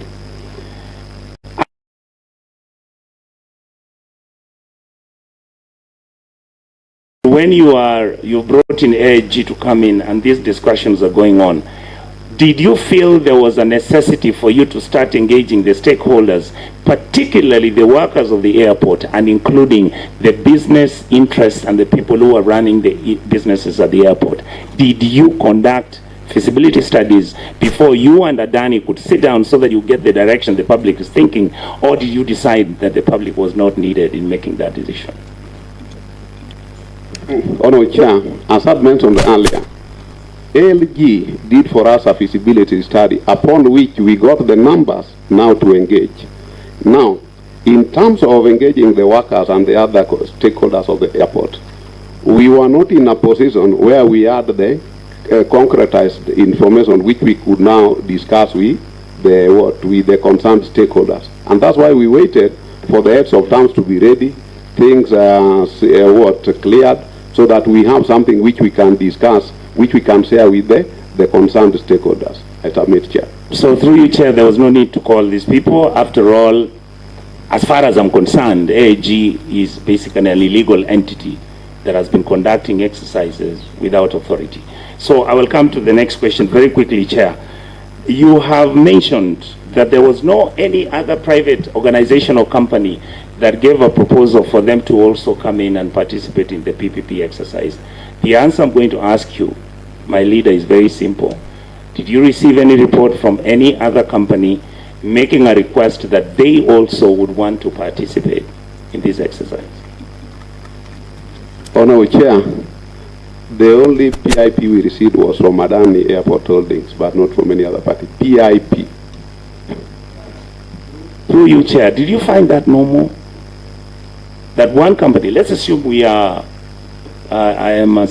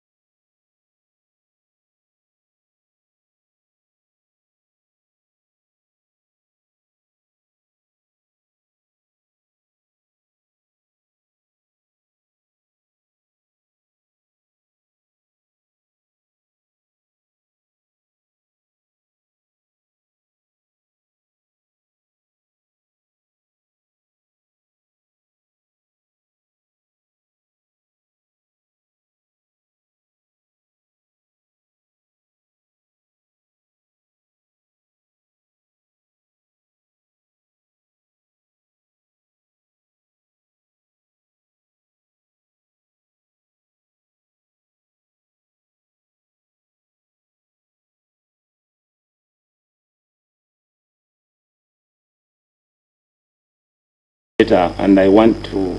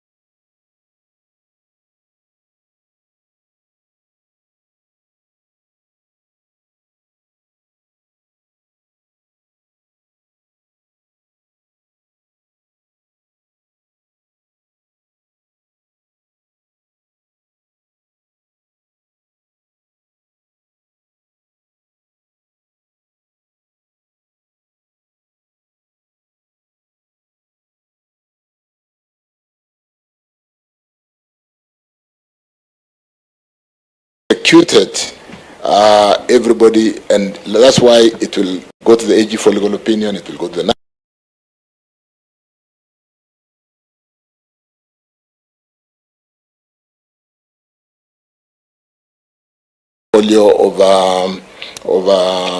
provide any information at any time. I think, Chair, I would like to conclude in just 30 seconds. Closing remarks. Closing remarks. Thank So you. Use your closing remarks, yes. CS, I have a message for you. Because you've been my friend for many, I think 35 years. I have high regard for you. You notice I've never had issues with you. Please tell the president this is a bad deal. He can reconfigure it. He can get a better company which has got respect, which is respected globally. If he can't get Emirates or Qatari, he can get Etihad. We understand that they are bilaterals. We understand. I worked in foreign affairs. We know that there are certain arrangements and agreements the president can sign to benefit the country. Please tell him this thing is a stinker. Let's do it within the law. Kenyans are really upset with what is going on right now. And please, whatever you saw happening at that airport, don't take it for granted. Those people are very, very upset. Their lives are in jeopardy. You're talking about 5,000, 6,000 people. Nobody knows what this agreement is. Simplify it. Bring it to this committee.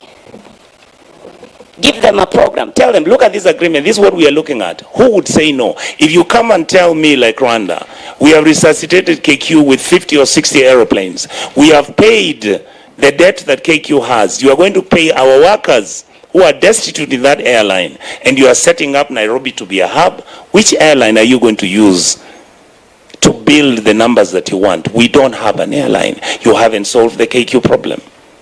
I beg you that this is a matter that Kenyans have taken very seriously. And thank you, sir. Senator Sifuna. Thank you, Chair. In closing, Honorable CS Chirchir, I'm sure by now you know that the problem with the government in which you serve is not a communication problem. It is a credibility problem. Nobody trusts this government. And even with your best intentions, you have to work to restore the credibility of the government and public trust in the government that you serve in. Number two, if you can see, the reason why there's a trust deficit is not an accident. Your own minutes from KA, as we have been taken through here, have identified the fact that there are many competing interests, and they have to be vendor-driven interests within government. So Kenyans have every right, Honorable Chair, to be suspicious of this deal. Thirdly, Honorable CS, let me disabuse you of this notion that there are stakeholders in JKIA or in our airports distinct from the people of Kenya. The stakeholders in JKIA are the 55 million of us. You cannot have a small meeting somewhere in a corner, then claim that you have had conversations with stakeholders. Stakeholders in this particular case are the 55 million Kenyans. And the fact that there was a lack of disclosure, and I think the committee will be making a recommendation that we make an amendment to the law on PPP. Immediately somebody arrives at your office, Honorable CS, with a so-called privately initiated proposal. Within 48 hours, you must disclose that that email has come to your email account. Otherwise, you are not going to be able to move forward with this. There are serious integrity concerns with the company itself, and of course, with the government that is proposing to go ahead with this particular project. Honorable CS, you know what happened to the finance bill. You know the sort of furor that it brought about. I can compare the objections to the Adani deal to that where we were with the finance bill. At this particular moment in time, even with your best efforts, and I know you are a very, what is the word? Yes, you are somebody who puts in effort. But I can assure you, CS, it doesn't matter how you explain this deal. The people's mind is made up on Adani.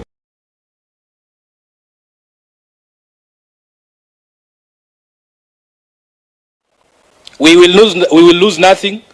Go back to the position that had been taken by cabinet, as expressed by the then Transport CS Murkomen when he appeared before the Senate, that we will put out an international expression of interest. Let this process be above board in the development and upgrade of JKIA. This PIP model is not going to be available for the government of Kenya. Put it out there in the public. Let people apply. Let the process be open. Let everybody see what proposals are coming from where. I do not agree that there are not many people who want to invest in this country. The reason why people are afraid to invest in this is because of these games and shenanigans that we are playing within our own governments and systems.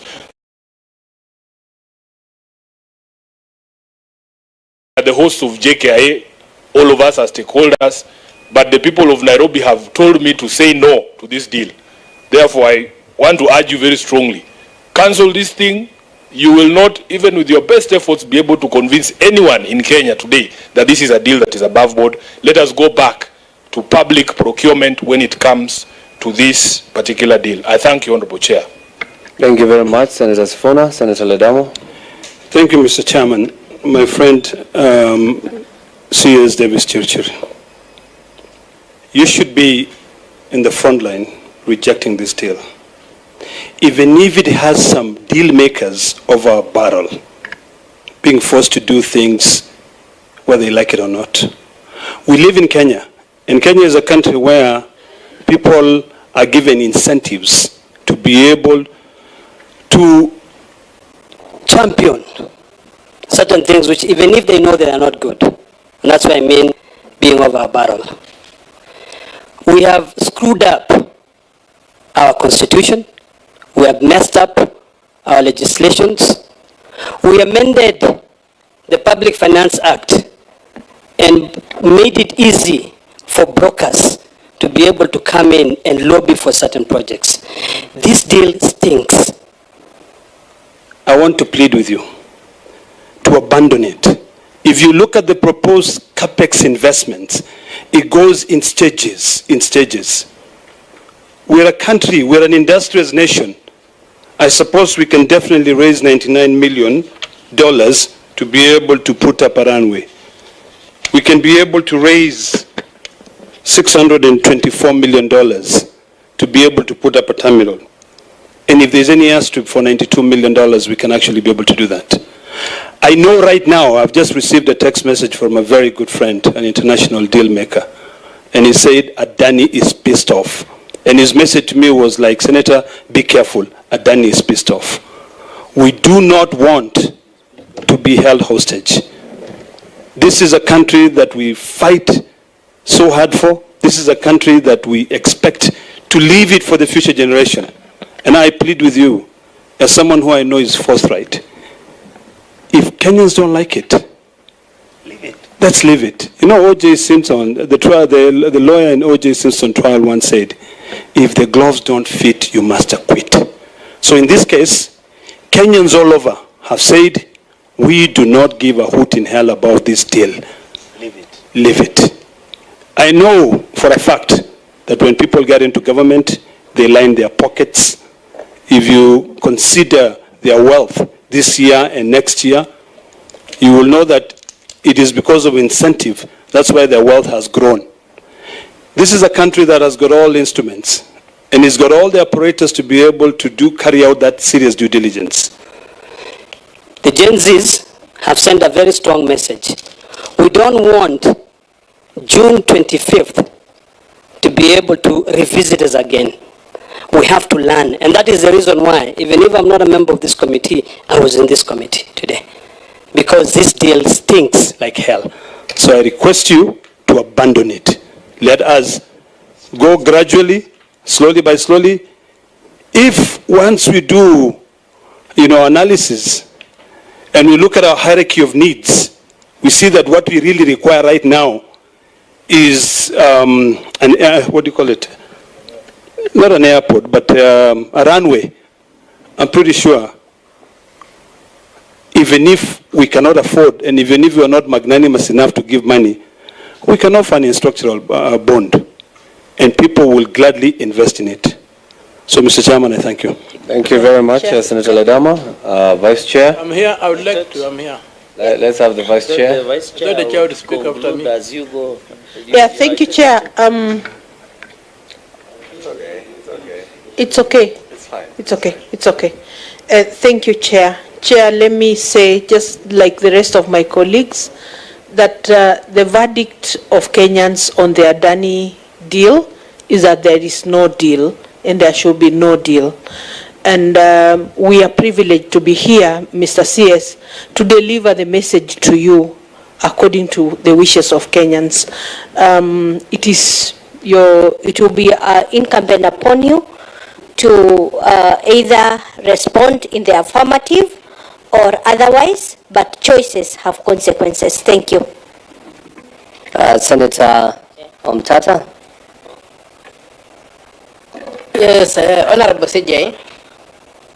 Yes.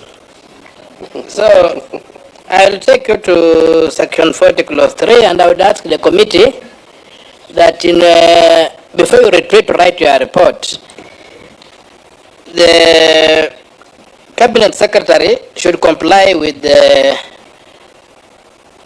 Section 40, Clause 3, Paragraph J, and produce justification why this project is not suitable for open competitive procurement. Cabinet Secretary, please provide that justification which the law requires as a precondition for going into a PPP. Honorable CS, Article 5 at Section 40, 1, Clause 1 of the Act, it requires you to establish an evaluation criteria for the proposal. I would also request that this committee be served with the evaluation criteria which was established to deal with this proposal. I'll also go to take you back to Section 4, which you quoted as a justification for not complying with the Public Procurement and Asset Disposal Act. That section is very clear that that act applies if there is counterpart funding. And I would ask that you clarify to the committee if the government of Kenya is providing any funding, government of Kenya entering into direct and substitution agreements with the lenders. I will also persuaded of listening to the CS. His argument is that the end justifies the means. And I would like to tell the CS that in Kenya, the end does not justify the means.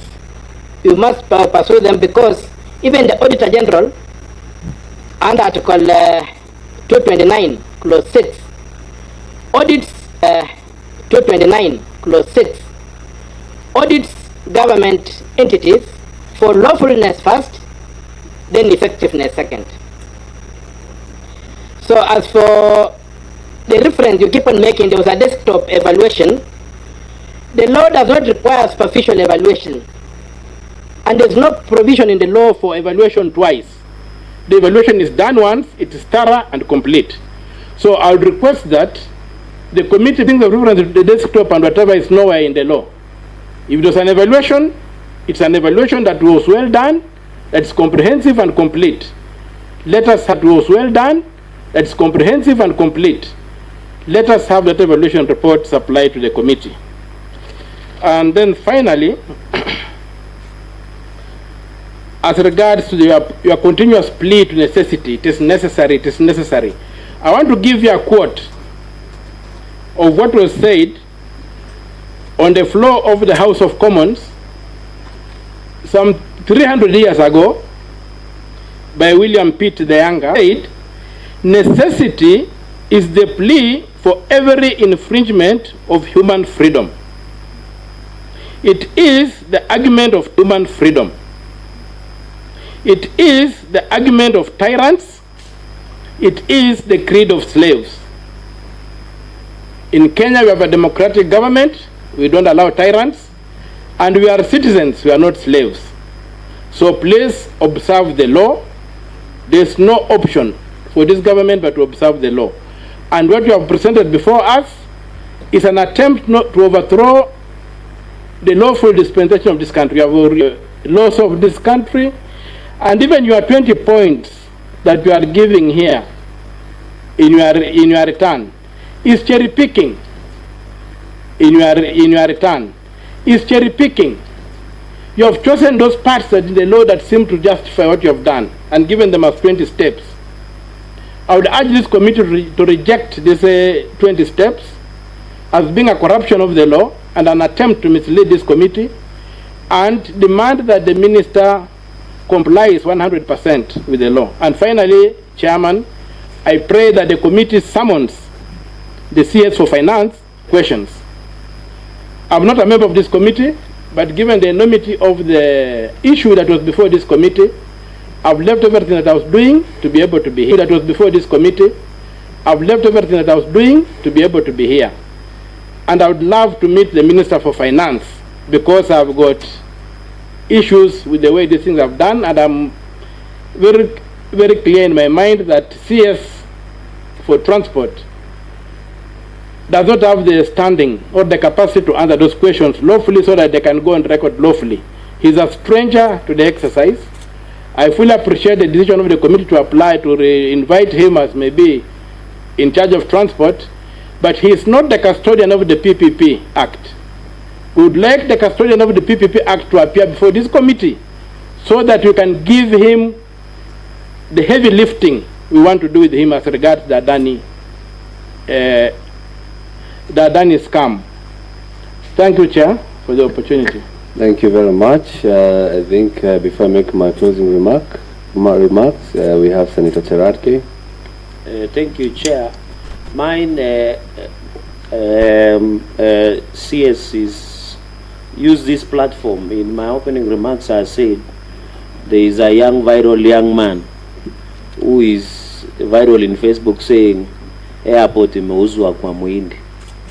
Can you just, the takeoff has encountered turbulence, just about the takeoff, Bwana CS, by ensuring that end these negotiations.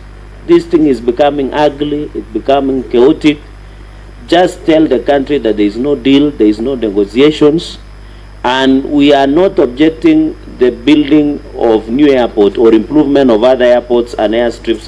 I have, in fact, the United States of America government is in confidence that if Adani does the takeover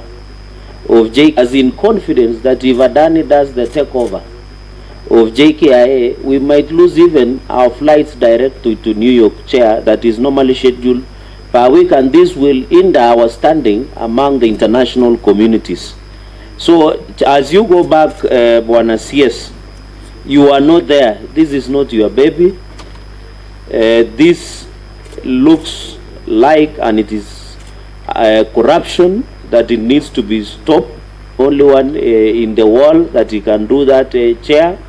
Let us get a new investor, and we are not objecting the bill to the airport being constructed, and we are not objecting the bill to the airport being constructed. Let it come clear from this meeting. We want a new airport, but we want the due process of the law to be followed. It is as simple, and value for money, lawfulness and effectiveness, Bwana CS. And even as Kenyans today, I quoted Abraham Lincoln. He says the government is for the people and by the people. Give Kenyans what they want. Just use this platform, courtesy of the Chair, call off the deal. Chair, if it looks like a duck and sounds like a duck and quacks like a duck, it could be a real ugly swan of corruption. Let the Adani be a real ugly swan of corruption. Let the Adani be called off. This deal called off today. Let's begin from a fresh slate, because Kenyans, even from Nandi County where I come from, they don't want this deal. Not because we have an airport next to us, but because it is the national strategic security infrastructure and we cannot risk. Chair, with those many remarks, I thank you, and I hope when the CS of National Treasury will appear and the DG of PPP, he should be summoned and fined and frog-marched by Inspector General of Police to appear before this committee, because this is the by Inspector General of Police to appear before this committee, because this is the contempt of your committee. This committee has quasi-judicial mechanisms of the High Court. With those, thank you, Chair, for having us who are friends of the committee and giving us. Chair, some of us, if we don't speak to some of these issues, we cannot sleep because Kenyans keep calling us throughout the night. But see, le kuzalamiwa agency, but in good faith, they really want to know. Chair, Waziri, and as you go back, please in future, if you kindly give us information early enough, so that we don't deal with disinformation, misinformation, and fake news in some of these issues. We wish you well, and we hope you will do better news in some of these issues. We wish you well, and we hope you will do better than the former incompetent colleague, because alikuwa anapenda mchezo, tukapeleka yeye kwa mchezo. Asante sana. Thank you, Chair. Thank you very much, Senator Chirchir. Bwana Waziri, you have heard from the members. Members of this committee, friends of this committee, but all members of the Senate of the Republic. Give you a minute so that you can also give your commitment, is to tell you that we didn't have to get where we are.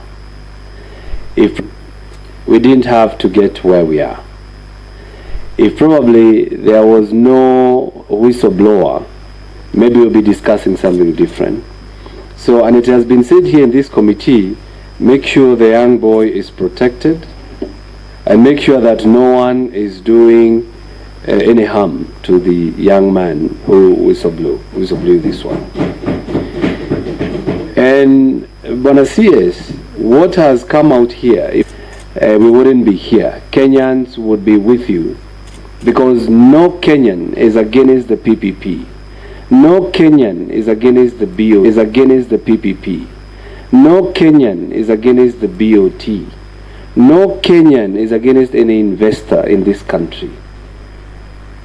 The problem is not the deal. The problem is the wheeler dealers, as I had said earlier. So, Bwana Waziri, carry the people with you in these processes, because we are a country that is led by the rule of law. Carry the people with you. When they say stop, you stop. Because if you run, you will find them at the finishing line. So, as we retreat as the committee to write a report, there are things that we will be internalizing. We will require more documentation. We will even require more input from the people. Because as it has been said in section 43J, that there must be a justification why we cannot do this deal competitively. We will be looking into issues like, do we resolve as the committee or the Senate that you re-advertise and invite other proposals? That is something that we'll be pondering. Will we say no Adani in this country? Those are things as a Senate we'll be looking into. Will we even decide if the deal is that? Because you said, Bwana Waziri, in your submission on question 1, no concession agreement exists. And you also said, if we were to close this deal, not close, if we were to do away with this deal, Kenya will not lose any money. As we go along in retiring and writing this report, we'll be looking at that issue. Also, Bwana CS, on step 17, that is when the concession agreement is signed and a copy sent to the AG for his records. We'll also be looking into that issue in the sense that whether we get to that, because you never know, I just don't want to anticipate. We might get there, we don't know, but whether we will be requesting before the signing is done, that document is made public. So I believe that those are some of the issues that we'll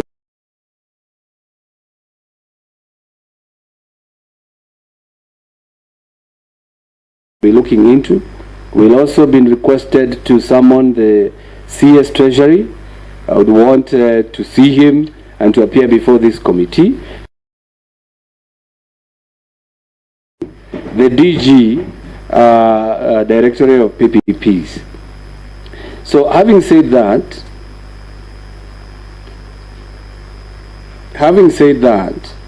let's all remind ourselves that we are working for the people of Kenya. It is going to go down in history that I was the chairman when the Adani deal went through. Would I want that? You will be the CS, you know, will be down in history, the PS, and also the DG, KAA, the CEO KAA, and the Senate of today. So I believe we are doing this for the betterment or for the sake of our country.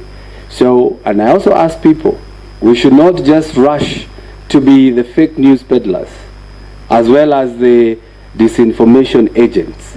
Let's all of us work together to understand what is this.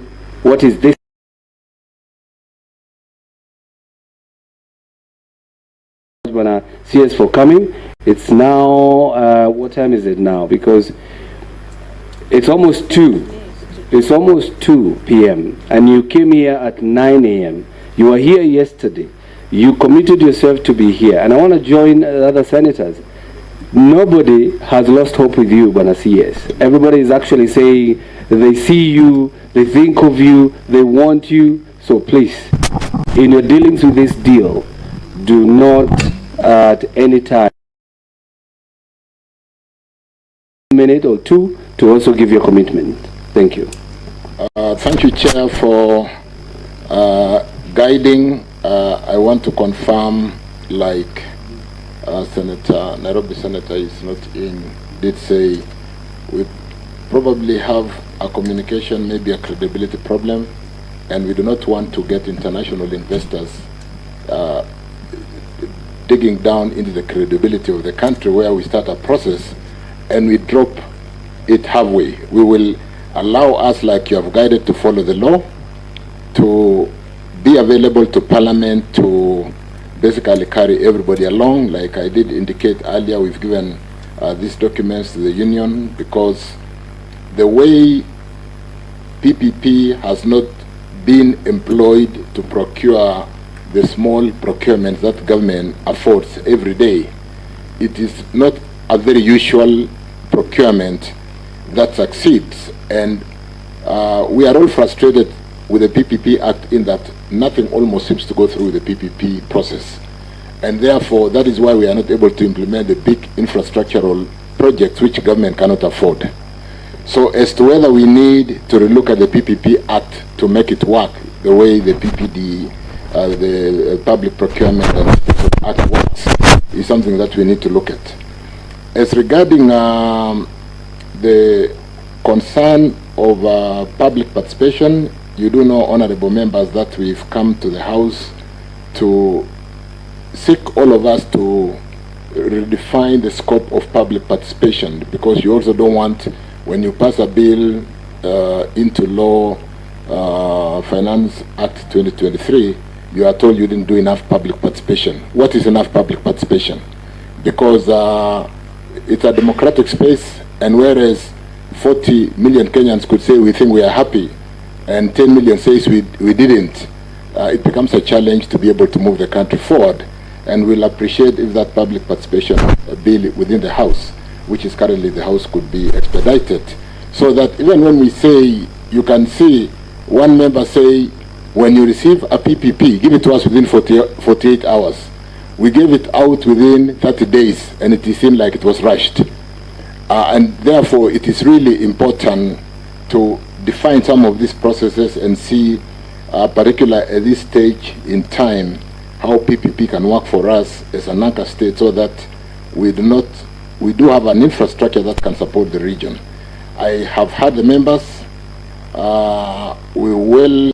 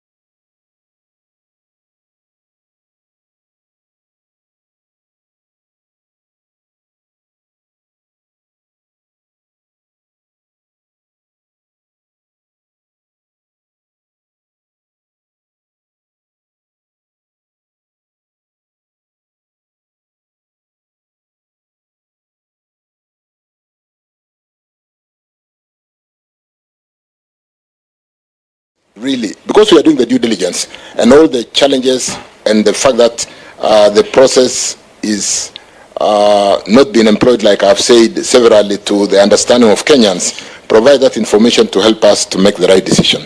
I thank you, Chairman, and I think you are well guided. Thank you.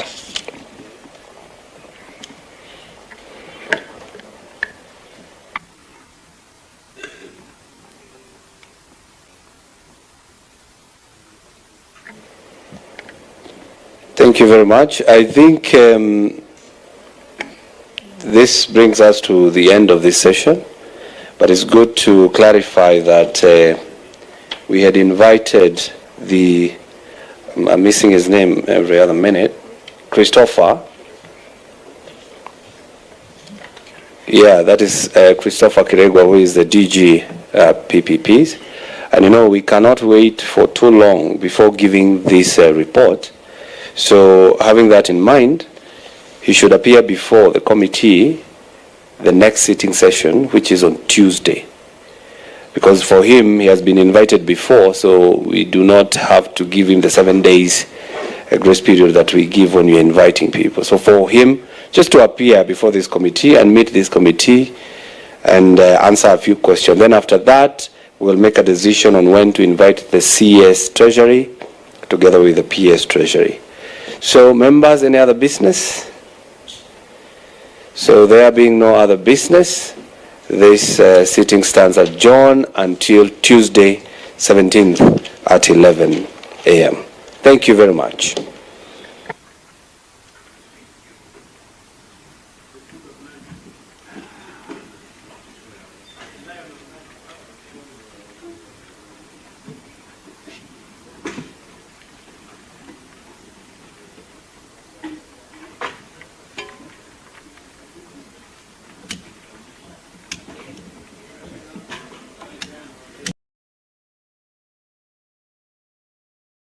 The contract which has been signed means that all the other airports cannot be refurbished, cannot be changed, cannot be repaired until that airport is built and until Adani has finished operating it in the period of 30 years. So wait, what? Yes. So other airports can't be refurbished? You can't refurbish, you can't change them. Why? Adani has been given another contract for them to take Ketrako. Somebody whispered to me that there's a likelihood that Adani might also be given Kengen. And finally, what Adani wants is to take over the port of Mombasa. We've not had power blackouts True. the way we've had recently. True. Tell me why no one has come up with a fix for KPLC. You can't fix it. You can't fix KPLC. Kenya Power has been set up that it generates revenue for certain individuals who have privately captured it. It is very difficult for you to reduce the price of power in this country. You know we have excess power. You remember these things we've been drilling at, we have got geothermal. They drilled, they found all that, they closed it. If you have excess power, what happens in simple economics? The price will come down. The oil, as I've said before, which was supposed to be leaving Turkana, coming down all the way to Mombasa, some of it was supposed to be processed and then we export it. Some of it we were supposed to sell it as crude oil. Is that the complexity of it, it is crazy. Tullow, the company which was actually being used and it has an international reputation and they were doing an excellent job, was literally kicked out. The owners of those blocks told these guys to stop it. You have been very vocal about issues politicians might not be vocal about. Why now? I've always said these things actually that I say, only that the Kenyan public, I do believe, are skeptical. They are skeptical about the issues you're going to raise.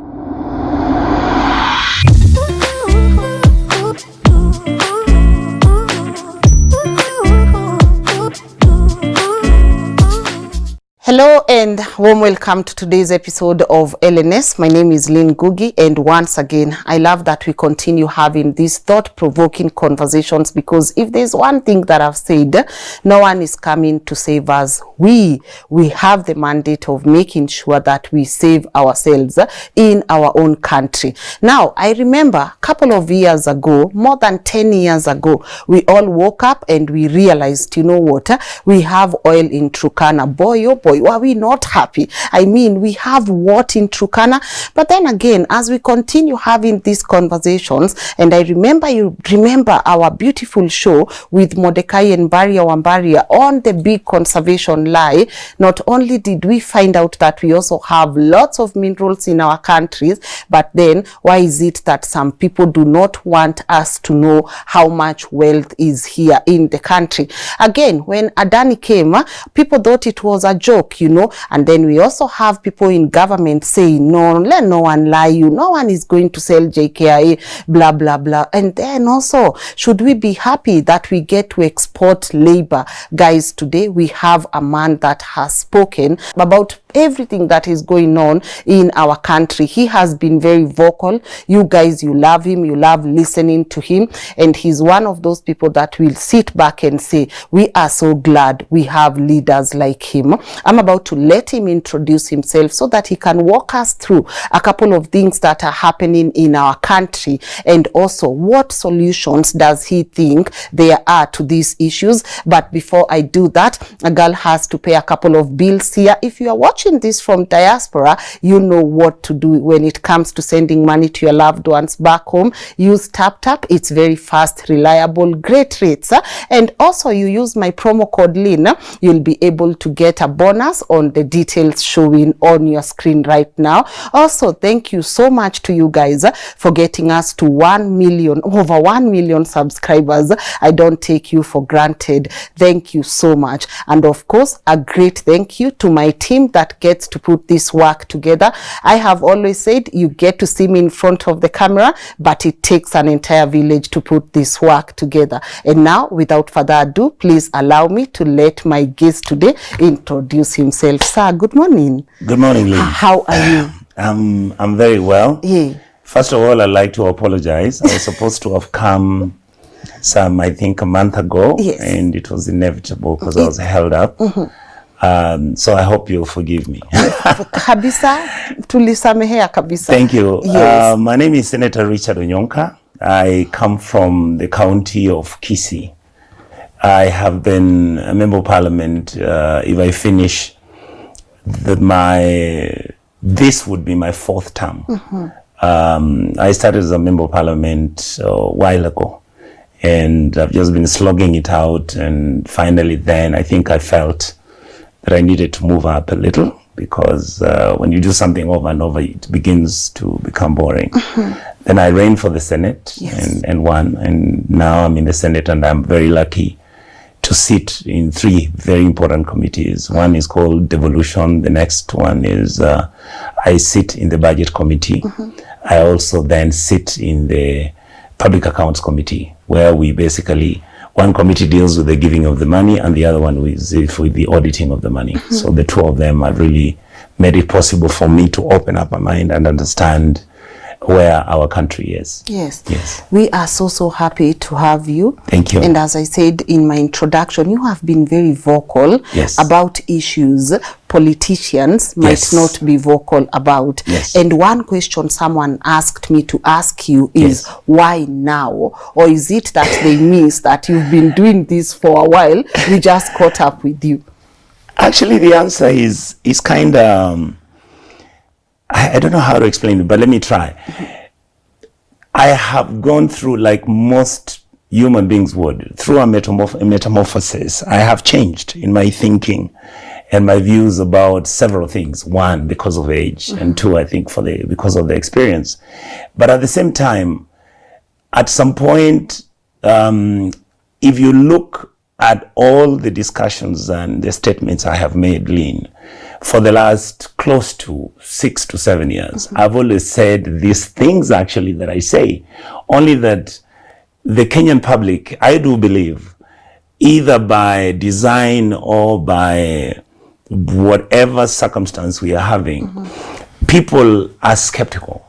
They are skeptical about the issues you're going to raise. They are skeptical about your data. They are skeptical about the things you raise, because we as politicians have behaved so badly in this country that the general feeling with the public is that they've reached a stage where these are the same people anyway. They discuss the same things and they lie about what the issues are. I, for example, will tell you, so many people have actually asked me that question. Initially, they started by asking me, that was before the Gen Zs. Actually, my notoriety started when I was on TV on one of the shows in town, and I said I saw young men and women lining up outside KICC, and the number was close to 7,000 or 8,000, going to line up to get jobs. I think the military had advertised, or somebody had advertised about 400 jobs. So I asked myself, look at the numbers of those young people who are lining out around KICC simply because one of them prays that they'll be able to get a position to work in government, and yet the numbers of those kids, when you look at them, I saw desperation. So I started actually having my conscience begin to make me ask myself, what is really going on in our country? Why are we behaving the way we do? And what is it that has made us as leadership to be so casual? I grew up, luckily, because my father used to be a politician and he was in government, and I saw him constantly having meetings in our home discussing with Professor so-and-so, Dr. so-and-so, and very, very, very highly qualified people discussing about what we do with the youth agenda, what are the issues that we are going to deal with agriculture. The feeling I have is that the leadership that we have right now doesn't actually, excuse me if I use this term, doesn't give a damn what happens. And yet the reality then, as I'm trying to critique and look at the issues that have exposed ourselves to that level, and you're just talking about the youth issue, the youth agenda, I could run through 6 other sectors in our economy. You can run through the health sector. I mean, Lynn, how can we be a country where we are spending billions and billions of shillings, including at the national level and the county level, and yet the level 1, 2, 3, 4 health facilities have no medicines? And that's normal. I mean, why is it that we are taking our education and we are handling it as if it's an exercise by accident? It's like there's nobody who sits down and deliberately says, this is what we have, this is what we've learned from what we have had, this is what we can change and make it better, and this is the result we expect. I started seeing an haphazard, disorganized, mismanaged processes everywhere. If you look at the Ministry of Agriculture, how many times have you seen we are discussing Galana Kulalu? I mean, why is Kenya unable to feed itself?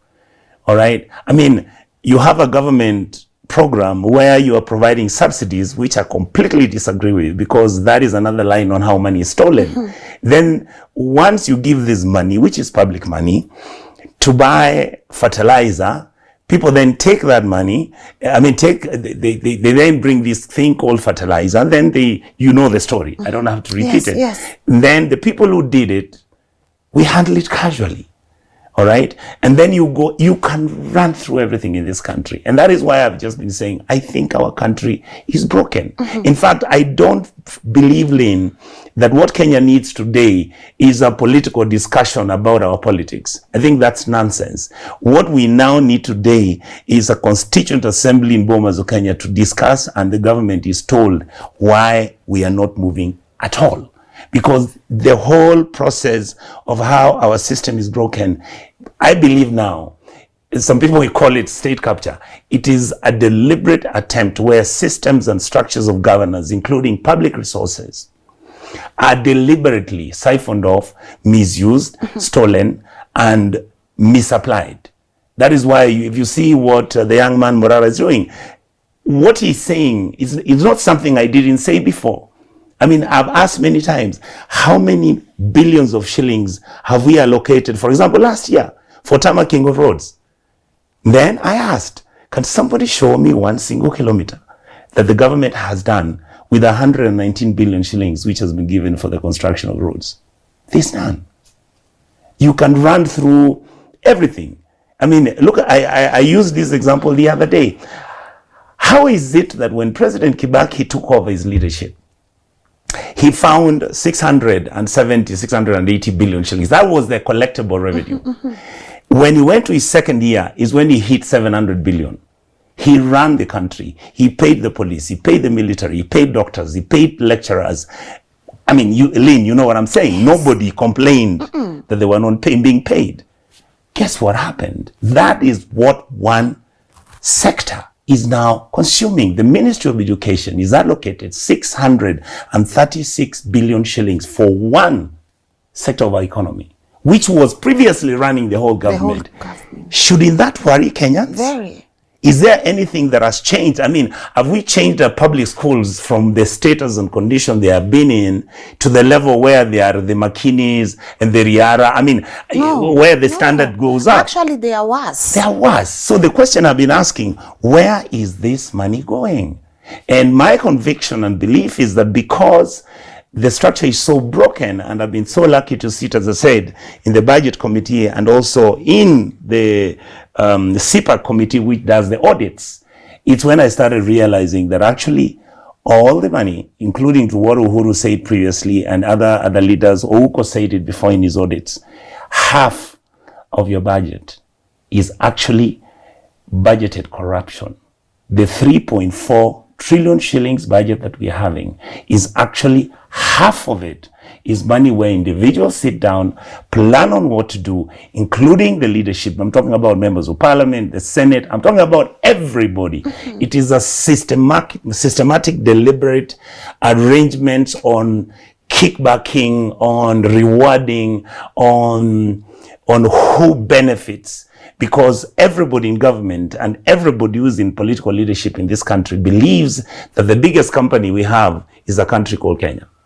They don't have to, you see all the money they're stealing. They don't want to open factories. They don't want to set up, they don't even want to set up schools, which they could also run, or hospitals for that matter. All that everybody is doing is picking all the money. Some of it you see being caught in Dubai. You've seen ministers being caught with $100 million in bags, and that is the sickness that has percolated in our system, and it is not just at the top.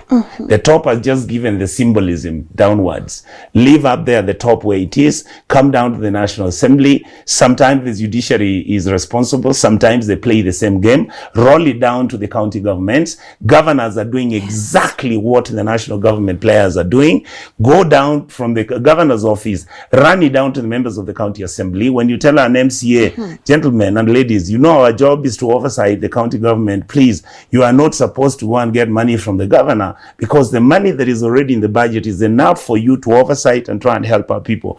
Nobody will listen to you. Because the purpose why we want to be senators, we want to be MPs, we even want to be president, why we want to be in these positions lane, is simply because we believe government is the biggest employer, is the biggest business enterprise. That is where the 3.5 trillion is. And that is what everybody wants to take from there. And this is done by a number of less than 10,000 people in this country. That is where we are. So you have 48 million or 50, whatever number we've reached. And yet you have a cabal of about 10 people, middle class and upper class individuals, who deliberately, the job is to siphon out, is to take out the money. You see in Europe, what Muzungus do